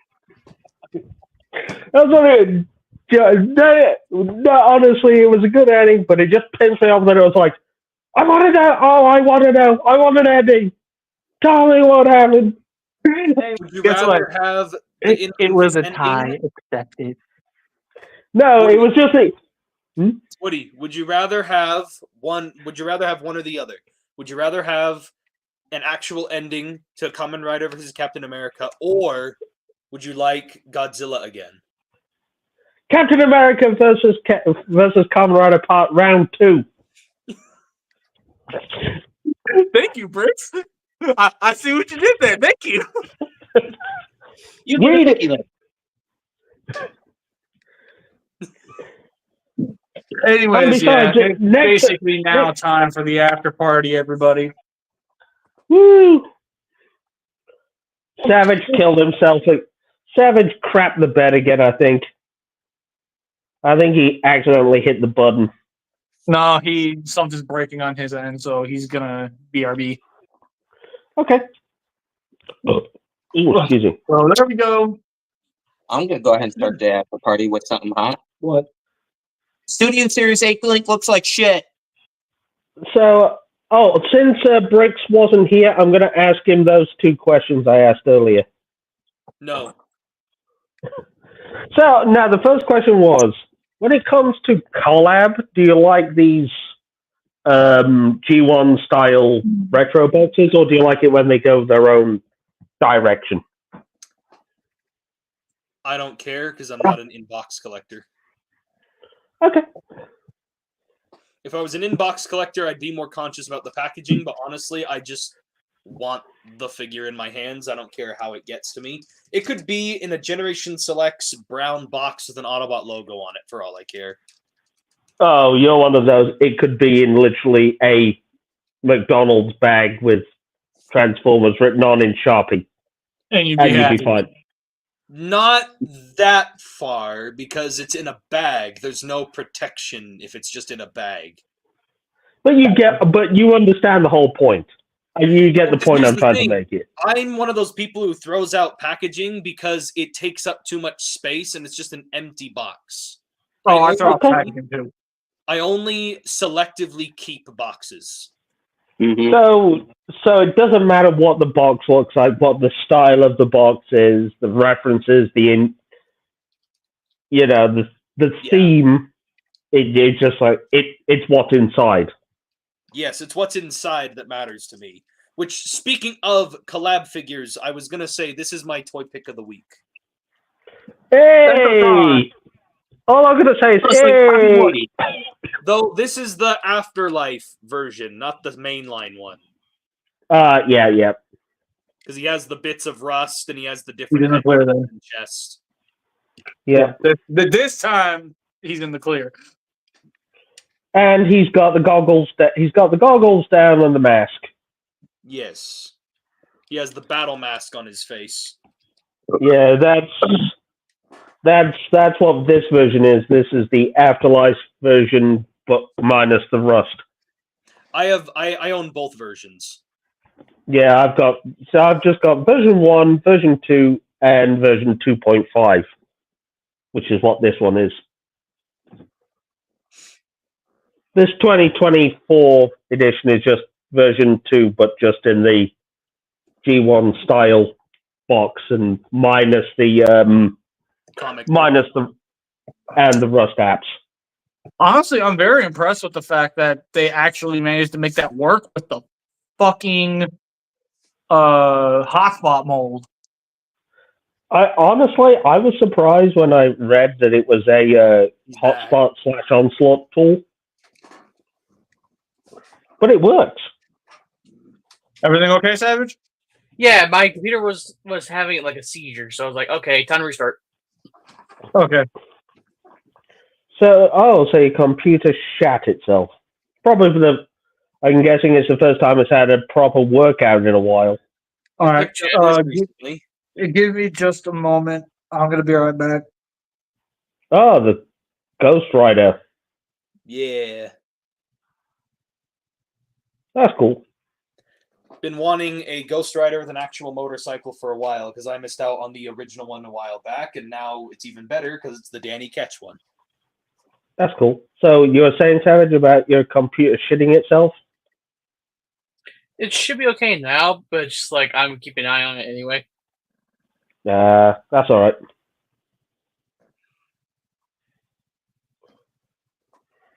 Because the question I was asking him about the packaging is, do you like the G1 retro style packaging, or do you like it, like with Dracula's when they did the whole VHS package?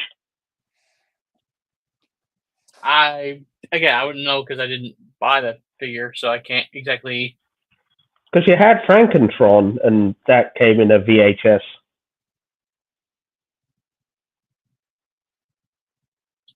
I mean, it looks cool, but I can't comment on those ones. The only one I got is Party Walt, and that's the only one I can really comment on. Yeah, I don't know. That comes in a Teenage Mutant Ninja Turtle style package with the G1 logo on it.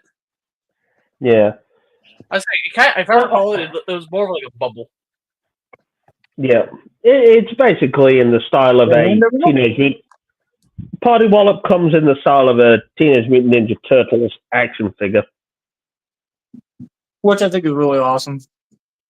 Oh, and the other thing I was going to say, Bricks, Code Red coming in the pizza box. That was really unique. I like that. Yeah, that was the most unique. The whole unboxing that figure is like an experience all in itself. What I did like about how did Code Red was, Because Code Red, he also had in his packaging, there were so many. If you're a fan of both Transformers and Stranger Things, I counted a total of like 26 different references to both franchises just in the packaging. and the thing is, sorry, you're saying, hi, Hi. I have a hot take. go on. The Stranger Things collab with Transformers should not have been the pizza van. It should have been Hopper's truck. I will die on that hill. Yeah, I said that. I was surprised when when they said, when they said there was a Stranger Things collab, everyone was going, "Oh, it's going to be Hopper's police truck." Which The fact that it wasn't Hopper's truck was just such a waste. I hope they make another one that is Hopper's truck. Please God, let it be Hopper's truck. And Well, let the who would you- actual robot I think mode the head reason why look like I was Hopper. more happy about the collab one is because for the longest time I have been begging for there to be some sort of transformer that's a pizza delivery vehicle. And the thing is, I like the fact that the phone number on the pizza box actually works, and it's the guy who owns the pizza shop saying, "Hi, he's not here to take your order."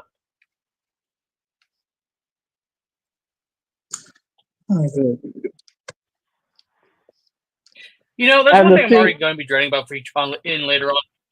Okay. Tom, you're saying? I'm already going to be seeing. I'm already hating the fact that I'm already making this as a prediction because let's be honest, we're going to hit that point with these collabs and whatnot. We all know we're going to eventually get one. As much as I hate it, we all know it's going to happen. Eventually, we're going to get the fucking Cybertruck as a transformer. Yep, we just wait. We're gonna get the Tesla Cybertruck transformer. Oh, See, If we get a Cybertruck transformer, I'm gonna have that. I'm never gonna buy that figure. Like, if I did buy it, it would be to burn it. so here's my take on that. If we do eventually get that Cybertruck as a transforming toy, I think the robot could potentially look good using the Cybertruck as a vehicle base. Especially with how the shape of the truck is. It could work as a Cybertronian truck. Actually, no. There is one thing that would make me okay with it. I would want to know what repro labels they would make for the truck. They'll give you the bullet holes that Elon Musk put in it. you mean the ones that didn't go through? Yeah, this truck is bulletproof. Oh, wait. Oh, wait. Wait, I thought you did that with the window, not the packaging for that Stranger Things figure right here. See, I love the fact that the order on there was actually 11's order from an episode. Exactly. If you're a fan of Stranger Things and Transformers, there's like so many hints and references all over the packaging, inside and out. Yep. And then there's all kinds of hints and references all over the figure itself as well. Yep. But here's the question: since you brought it up, BC, what tool would you use for Hopper's truck?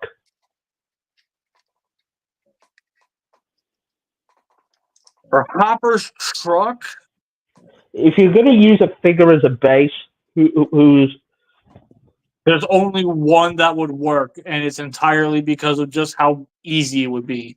And it's Trailbreaker? either Trailbreaker or Hoist. Actually, I was Okay. going to say heavy retool of Gears. Nah, too small. Brawn? bronze? Maybe, Yeah, I was thinking. but no. Like if we're talking the actual overall shape of the truck, Yeah. the only answer I have is Trailbreaker.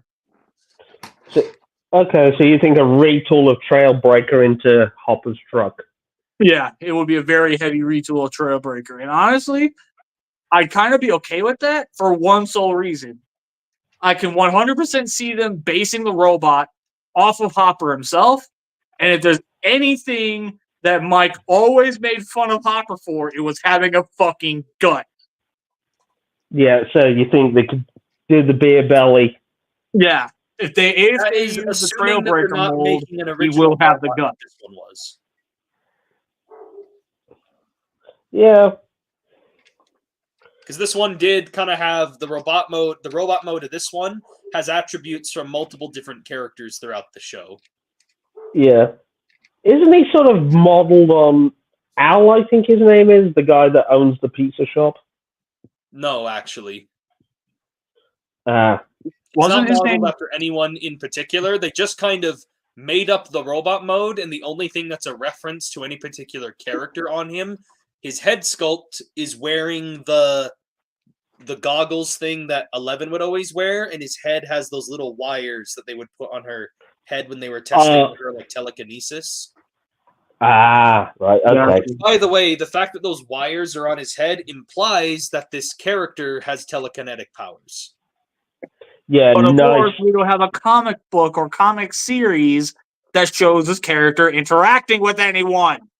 And they could totally No. do that with because Dark Horse has the Stranger Things comic rights, and they've teamed up with other comic companies before in the past. Yeah, So Skybound could totally do something with it. but I mean, I think the sale of Transformers to Skybound might be the thing that stopped a lot of these whole collaborative comic books. But here's the thing. I'm surprised we got a Terminator Transformer crossover comic, but we never got like a Terminator crossover figure. Yeah, that would have been interesting. Well, we never even got. Might happen. Well, we never even got Fortress Tiberius. Oh yeah. Just if you remember in the Star Trek X Transformers, the Enterprise turned into. Fortress Maximus, yeah. Yeah. There was also the in the Back to the Future one, the clock tower turned in what was revealed to be a Titan. Yep.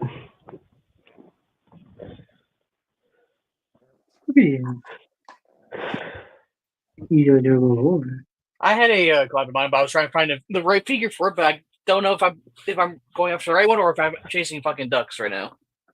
Go on.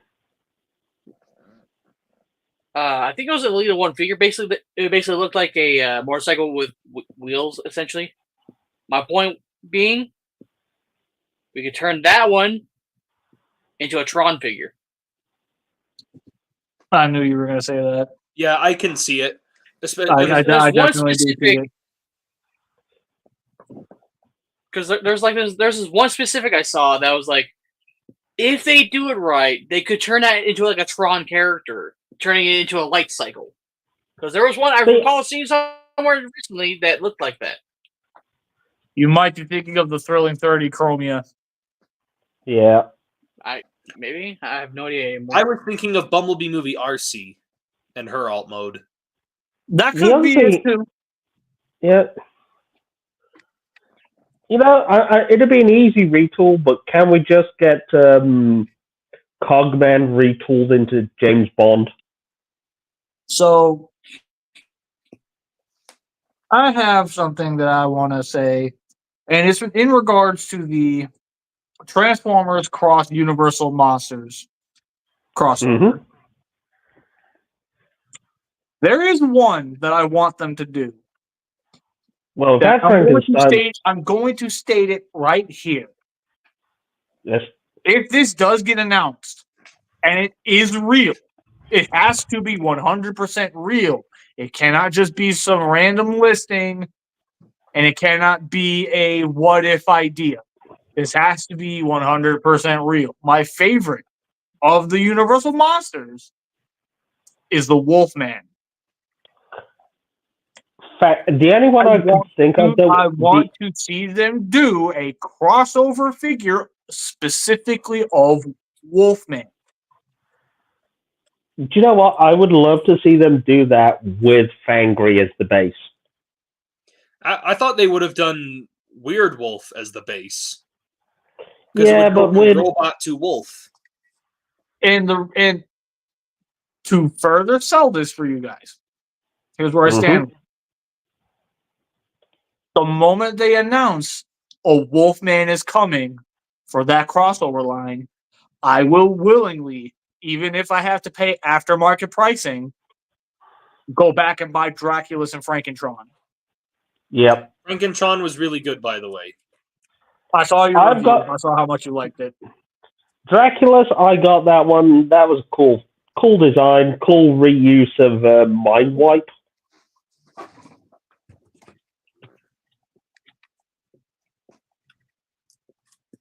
Also, by the way, I did buy Transformers 1 on home video. So did he. I'm going to have a look on like Amazon, see if I can get it from there. Hi, and maybe JJ. watch it. Why aren't you in here? I'm sure he'll say his reasoning. He's probably, well, I was going to say, He's Bricks is probably out about taking time. a car for a spin. Sorry, I can't join this episode as I have a final assessment to finish off. Look, JJ, best of luck with your finals. I am so close to getting my first paycheck from YouTube finally. What is it, like $1? No, you have to meet a certain amount of money within a time frame in order to be paid. The minimum it has to be is $100, and it has to be before the end of the month. And so far, I've made $93. Well, best of luck to you, Bricks, and hopefully you get that $7. Hopefully, I can get that other $7 before October 31st. That's the goal. I've kind of been just randomly playing your videos in the background, so that might have helped. I think it did. And I'm glad you watched the Frankentron. It's not been doing super well, but I don't really care how well a video does because it's something I wanted to make and I put it out. So it's what I wanted to do with my channel. Halloween. Well, it'll probably work now because it's coming up to spooky season. So yeah, that's when it'll probably really on boom. Marvel Legends Man Thing. So all you've got to do is now start putting out some horror themed content and. Oh, by the way, BC, what did you think of the opening of the Frankentron video? A little over the top, but I liked it. Where it has the black and white and the music and everything. Welcome back to a Bricks and his toy review. Yeah, he basically did that, and I was like, buddy, did you just have a stroke? Be your host. Your ghost host. I was literally waiting for you to cough part of the way through that. And when you didn't, I was super disappointed that you did the laugh at the very end of the video and you coughed. And I was like, yes! Well, the thing was, I did the cough in the beginning in the Draculus video. You didn't want to just repeat it. Got it. If you watched you should go back and watch the Draculus video. I did something very similar in that one as well. And you should too by checking out his channel. Plug in there. Plug. Yeah, make sure we get in. Not do much. Make sure we get in that $7 for Halloween. $7.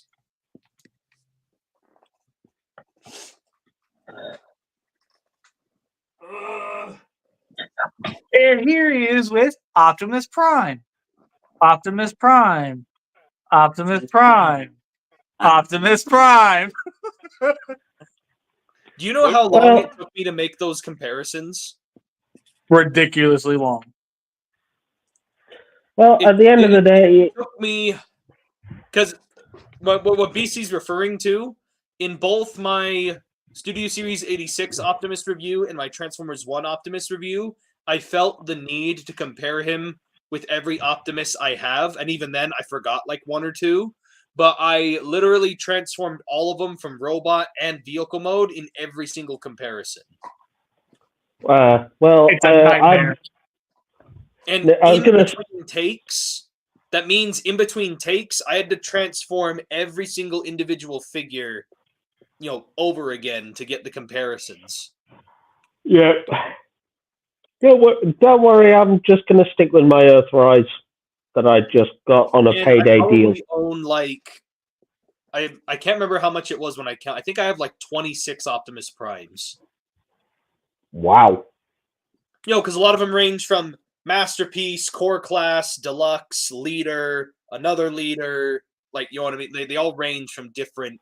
And then I have the Lunar Cruiser Optimus. Yeah. Yeah, I've got that somewhere.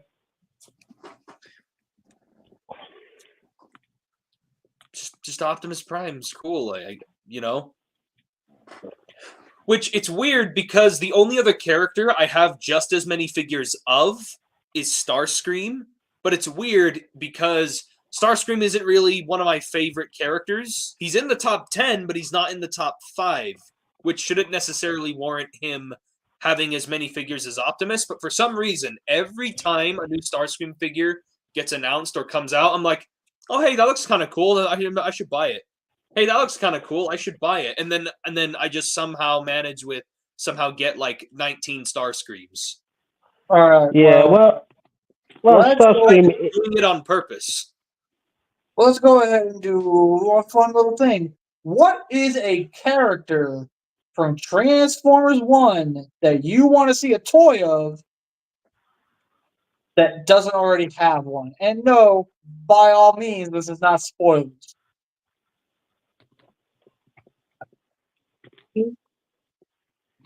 Are we just going to completely forget the fact that I mentioned how shitty I thought Studio Series 8 Blink was? Oh no, I'm saying strictly just TF1. Well, I got cut off before everybody started talking about everything. So, Shut up, dance monkey. I'm done. No, Woody Rob, come back. Woody was being cut off. He's not happy about that. Rob! Guys,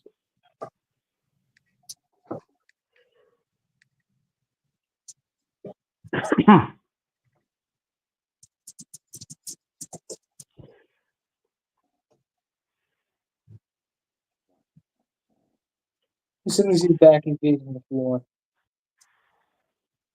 Okay. So the weather.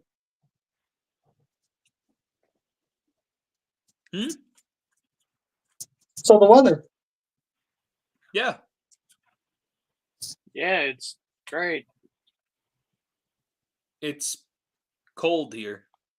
Each is Sorry, you get a being little chilly outside.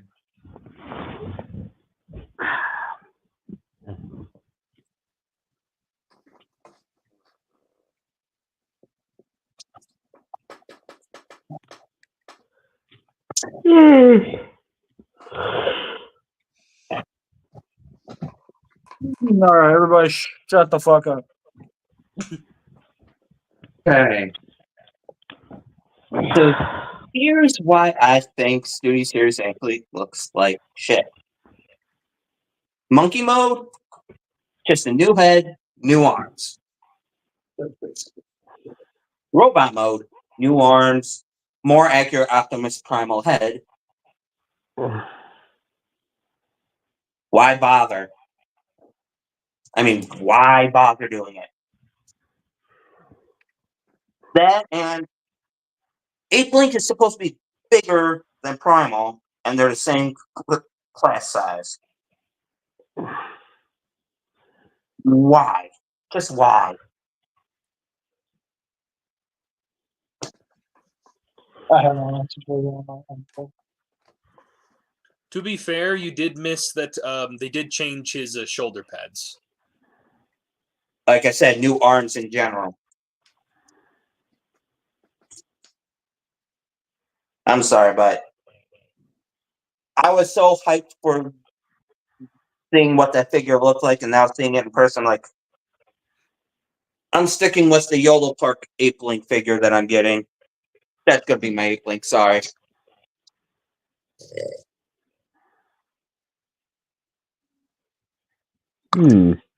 Okay. I feel like I'm one of the few people who's okay with the Ape Link because I already knew it was going to be an easy retools and repaint of Optimus Primal from the get-go. Because I have been able, because I just predicted that Hasbro would kind of cheap out like that. Yeah. But that being said, just because my prediction was right doesn't mean that it was the correct decision for them to make. No. It just means that I'm not as let down as other people are. Yeah. I mean, get I don't you. buy live action movie toys, so I could give less. What the fuck? Well, you know what? You can just shut up. I'm just kidding. Now you can kick him.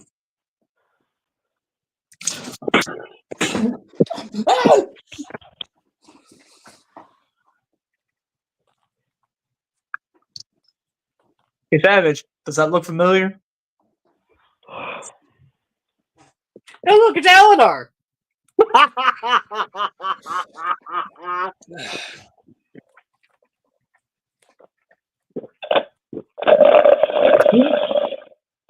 Okay, really? Thanks, Woody, for that. For the ASMR segment. All And right. also, don't do that again. Gonna play with the You mean, I was gonna say, what you mean? Don't drink again? Yes. How about don't drink into the mic? We're not playing dumb here. Anyways, so back to what I was setting up. Okay. A character in TF1 that has not gotten a figure announced yet. Who do you want to see and why? Mm. I'm gonna go ahead and be right out the gate with mine. Okay. Give me my leader class Alpha Trion. Yeah. I've not seen it yet, so I'm like, I don't know. Brian the cleaning droid. There you go. What about?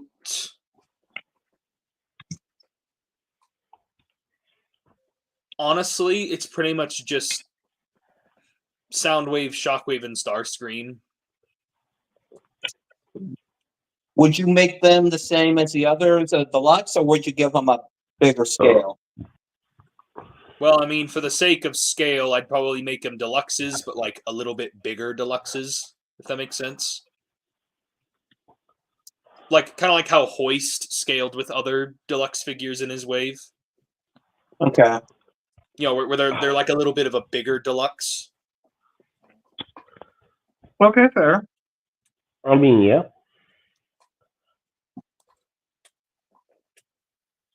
Do we have a Darkwing yet? No, actually, that is another one. I would like to see Darkwing. Yeah. Darkwing.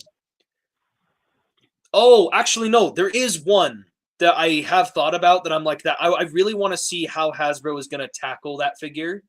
It's not because it was my favorite character in the movie. I just want to see how they handle that toy. I want to see how they're going to handle Arachnid. Ooh, yeah. I want to see how they handle that design. Especially Woody, since they that's didn't. not a spoiler because she appeared in the trailer. Well, after this, Especially since that she hasn't really used her spider motif that well in the movie, as far as I remember. I need to rewatch it again, to be fair. well, to be fair, all I am going to say is I'm going to have to check, see if it's on like Amazon Prime here in the UK, and then sit and watch it. Rick Savage, what class would you make Arachnid a deluxe, or would you make her a Voyager? I think she would be just a deluxe that's like as big as a Voyager, kind of like what happened with because the way how she's so thin and like spindly, I think they could get her to be like really tall. I feel, in my opinion, they should try to make her into a Voyager, just so they can see if they can flesh out the spider mechanics a little bit better. But she never had a spider. No, but she just to give the Prime fans like, oh, here's a little cameo of like a possibility of her using her spider mode side of things. Oh, I see what you mean. Kind of like how they gave 86 Perceptor the tank mode, even though it's not something that appeared in the movie. Right. Yes. Okay. Yeah, I'm gonna have to agree with you on that one, Savage. With what I've seen her do in the movies and what I would like to have seen her do, she would have to be a Voyager.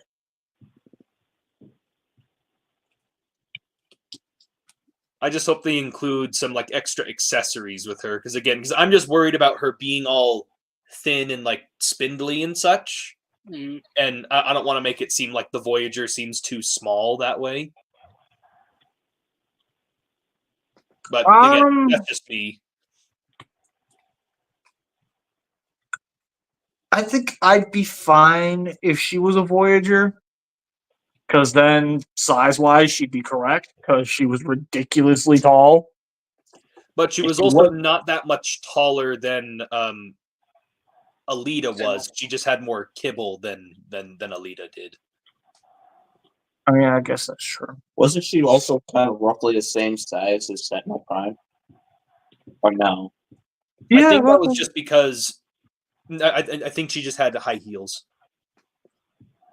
Oh, you know what we should technically... sorry. You know what we should also get just as a little side one? I can see it be a deluxe and then just probably using a mold because easy to make money right there.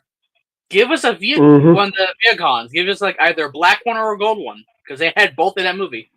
Or both. Just give us Or both. The trackers. Yeah, because let's be honest. There's no matter how you see it, you look them dead in the eyes, you're going to sit there and go, those are Viacons. Those are straight that's Steve in the back, even. Yeah. Oh my god, they could actually just bring Steve as a Transformer into this movie. And we all right, know my turn. You want to know who I want to see? No, I don't want to know who you want to see.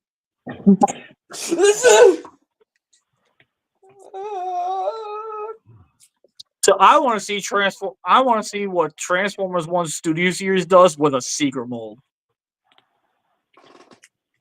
So we want them to start experimenting with Starscream first, then. Nah.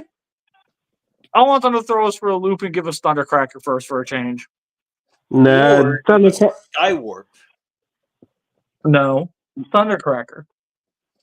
Well, the They'll reason not why do I said that. Skywarp is because he was voiced by the director. Yeah, but the thing is, it always goes Starscream, Thundercracker, Skywarp. Whatever at this point. We all know the very moment we get the Starscream, they're going to immediately release The others. Thundercracker and Skywarp as a random-ass Target exclusive 2-pack. Yeah, and then obviously... Whatever the secret mold is, it's got to be something that we're willing to buy multiple of. Like, because if the Starscream isn't good, it's not going to convince anyone to buy the others. Because also on top of that, there were a lot more Seekers in that movie beyond just Skywarp, Thundercracker, and Starscream. Yeah, but I was going to say, Briggs, this also bounces back to Siege and how many of those Voyager Tetrajets ended up on the clearance pile because nobody bought them. I bought them. Oh, hey, Nestle, you're new. Are you trying to tell me something, Woody? Woody, run! Because if you are probably right. Yeah. I was just saying, yeah, you're the person that the only person I know that went into Walmart and bought all those clearance to dead zombie seekers for next to nothing.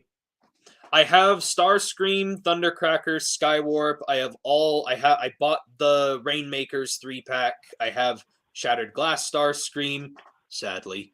And I have the Sparkless Seeker and Wasn't there like Hot Link that was a sort of almost Sparkless Seeker colored version of that? And oh, I also have the heavy retool, the retool / repaint. I have the Senator Shockwave. yep. Oh, I do too. It's just not Shockwave. I really wanted Red Wing, and I still kind of want him. They reused that Voyager Tetrajet a fair bit. Yeah. Even more I so the think fact that's that all my it branched into freaking Legacy.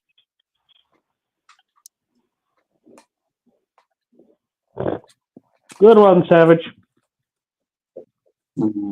Watch, Yeah, I think that's all my Siege. just watch. Tetrajet We're gonna be down to two. We're gonna be like 2 lines in after Legacy. Just shits and giggles. Why not? We're on Transformers, Trashformers fucking line, whatever that would be. Next thing they pull up. All right, new Sicker Mold. Where we go? Oh God, it's a Tetrajet. Do you know what next year's line is supposed to be called? The Age of the Primes or something, isn't it? Yeah.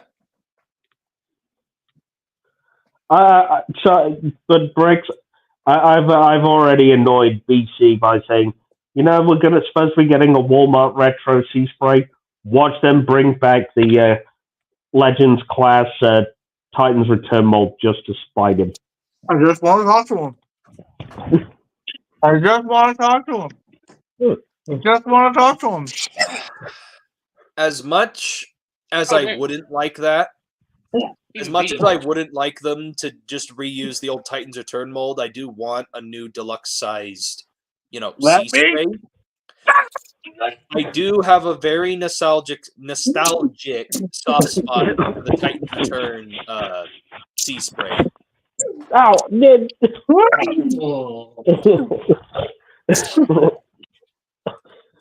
You're making the beanie concerned. See, BC, this is what you're getting. This is what you're getting for Walmart Retro. No, but this figure has a very special place in my collection.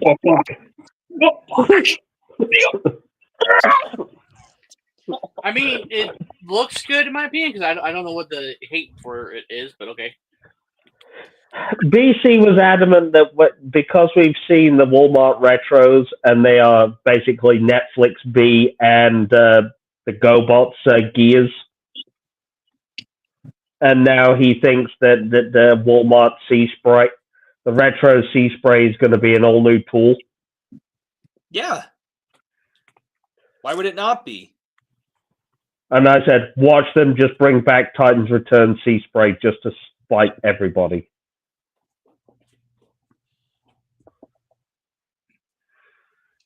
There'll be the sort of what it'll be is Hasbro will somehow manage to find a shipping crate full of a shipping container full of sea sprays. Kind of like how they found a random shipping crate of the Power of the Prime's Leader Optimus. Yeah. And Earthrise Optimuses. And now they've just basically said, here you go, you can have them. Yeah. And now what they'll do is they found a shipping crate full of sea sprays, and now they're like, hey, now we don't need to pay for a new tool for sea spray. Cool. So this sea spray was the first figure that started my new collection when I got back into Transformers after a couple years absence. That's cool. Nice. Long story short, there's a lot more to that story, but this was essentially my first figure in the new collection. I do know this story, but yeah, nah. That is. I mean, if there is a toy to get you back into collecting, Titans Return Sea Spray is definitely a really solid one. And to be fair, I do like the fact he's one of the few Legends classes from that era that actually came with a weapon.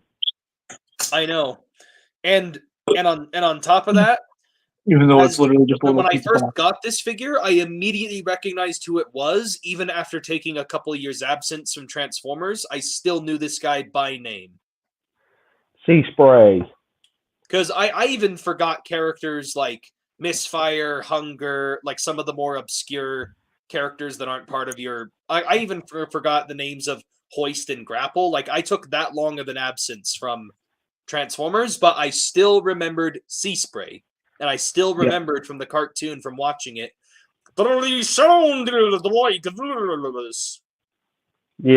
it was Alan Oppenheimer doing his merman voice from Masters of the Universe. Yeah. I have an autograph from Alan Oppenheimer. But it was for his Skeleton! That's badass. So, anyways, anything else you guys would like to bring up? These nuts. No. Got him. 7. Get him. Start somewhere else, you Lego brick. What? Start. What the hell? Woody's at it again! Ah! Wait, you heard that one? Yeah! Yes! I felt that one. Woody, How convinced you skip yourself? Woody? No. all of China has pretty much heard that, and he started lighting the Great Wall of China again, thinking the Mongolians were about to invade again. He come and put it on the scrapyard? Wasn't me. Damn right it fucking was you. Motherfucker. Caused my computer to crash? It was him. Oh. Man, this scrapyard stinks. Woody. There's something rotten in Denmark. Yeah, his name is Woody. Oh, I'm sorry that you heard that one. I didn't. No, you Shockwave fucking not. T-pose!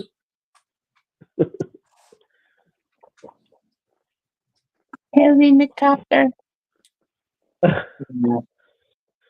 All over the- Helicopter!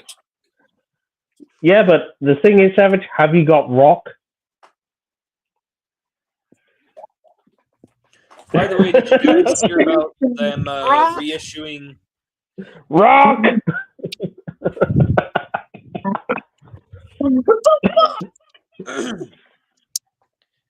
Did you guys hear about the reissuing of Titan Class Omega Supreme? Already got Yes. it pre-ordered. Same. I was Already gonna, got it and pre-ordered. That was a I Titan was gonna- I missed out on that I really wanted. and I think a little crisis has been averted with BC. You know, the fact that he was able to jump on the Earthrise Scorponok reissue after missing out last time. Yeah, because, you know, when he first dropped the first time, I missed out because I wasn't buying mainline. Mm-hmm. Welcome. Yeah, I was going to say, and now, Bitch. I knew And, at the time I had to pre-order Scorponok because I missed on Omega Supreme, so I knew I couldn't miss my chance for Scorponok. And on top of that, it was also, it was 2020 when he was going to come out. And so... yeah, I was going to say, if I remember right, Yeah. I'm surprised he didn't get reissued sooner. I was going to say, wasn't it at that time you were mostly collecting MP3P? Yep. At that time, I was mainly collecting MP3P.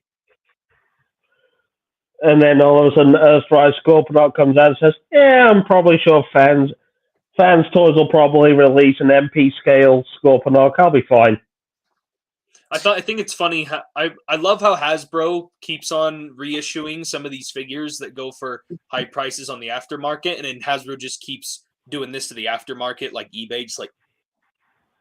Yep. Well, it's just like the fact Earthrise Optimus Prime was really expensive on the aftermarket, and now you can go literally on Pulse and get him for like 35. And then they also reissued like Soundwave, and now they're doing Tarn and the Origin Bumblebee and so on and so forth. Yep. And now they've reissued Scorponok. BC can finally jump on it, and he jumped on it at just the right time before it. It's time to end the episode. No, it's not. Okay. Keep it going. Keep it going. Good, because I've got to go to the bathroom. I personally don't need this reissue, but I know some people who need it. Who are you referring to? Many people. Beavis and Butthead. I was about to say, you better not be referring to me. I have it. I know you have it. You overspent on it. Rob doesn't What are you talking about? Huh? Doesn't Rob have the MXTB versions of Beavis and Butthead? I have one of them. Yeah, he has one of them. I like Not going to go for the other? He will eventually. Anyways, now is definitely a good time to end the stream. Thank you guys for coming on. I appreciate it as always. Yeah. And go. Chug. Will Brixman's ever get his. Will Brixman's ever shut up and let someone speak for once? Will Woody ever stop farting so loud he'll break the entire continent in half? Will Rob ever stop getting bitch slapped like a motherfucker by BC? And will BC not stop scaring BD at a constant basis? And will Savage ever return again on the episode of Scrapyard? Because let's be honest, this was probably just a fluke for a moment. Find out next time on 117 episode of Scrapyard. Collector Rut Redux. Ooh. I don't know what any of those words mean, but it's okay. The next scrap battle. A new challenger arrives. A new challenger approaches. Batman versus Iron Man. Basically, isn't this the billionaire slap fight? Also, I know you wanted to say something real quick, but also point out real quick, since this is technically going to be the last Friday of October, so therefore, happy Halloween, buttholes! Happy Halloween, everybody! Happy Halloween! Woo! Well, go eat a lot of candy, get drunk, and I don't know what else do people do on Halloween. Just don't do anything I wouldn't do. They'll allow BC to sign out from Scrapyard. I've been BC. I'm fucking Rob. Good night. The Savage Prime. I've been Woody. Oh, I've been Briximus Prime. We'll catch you guys next time. Hopefully. See you next time.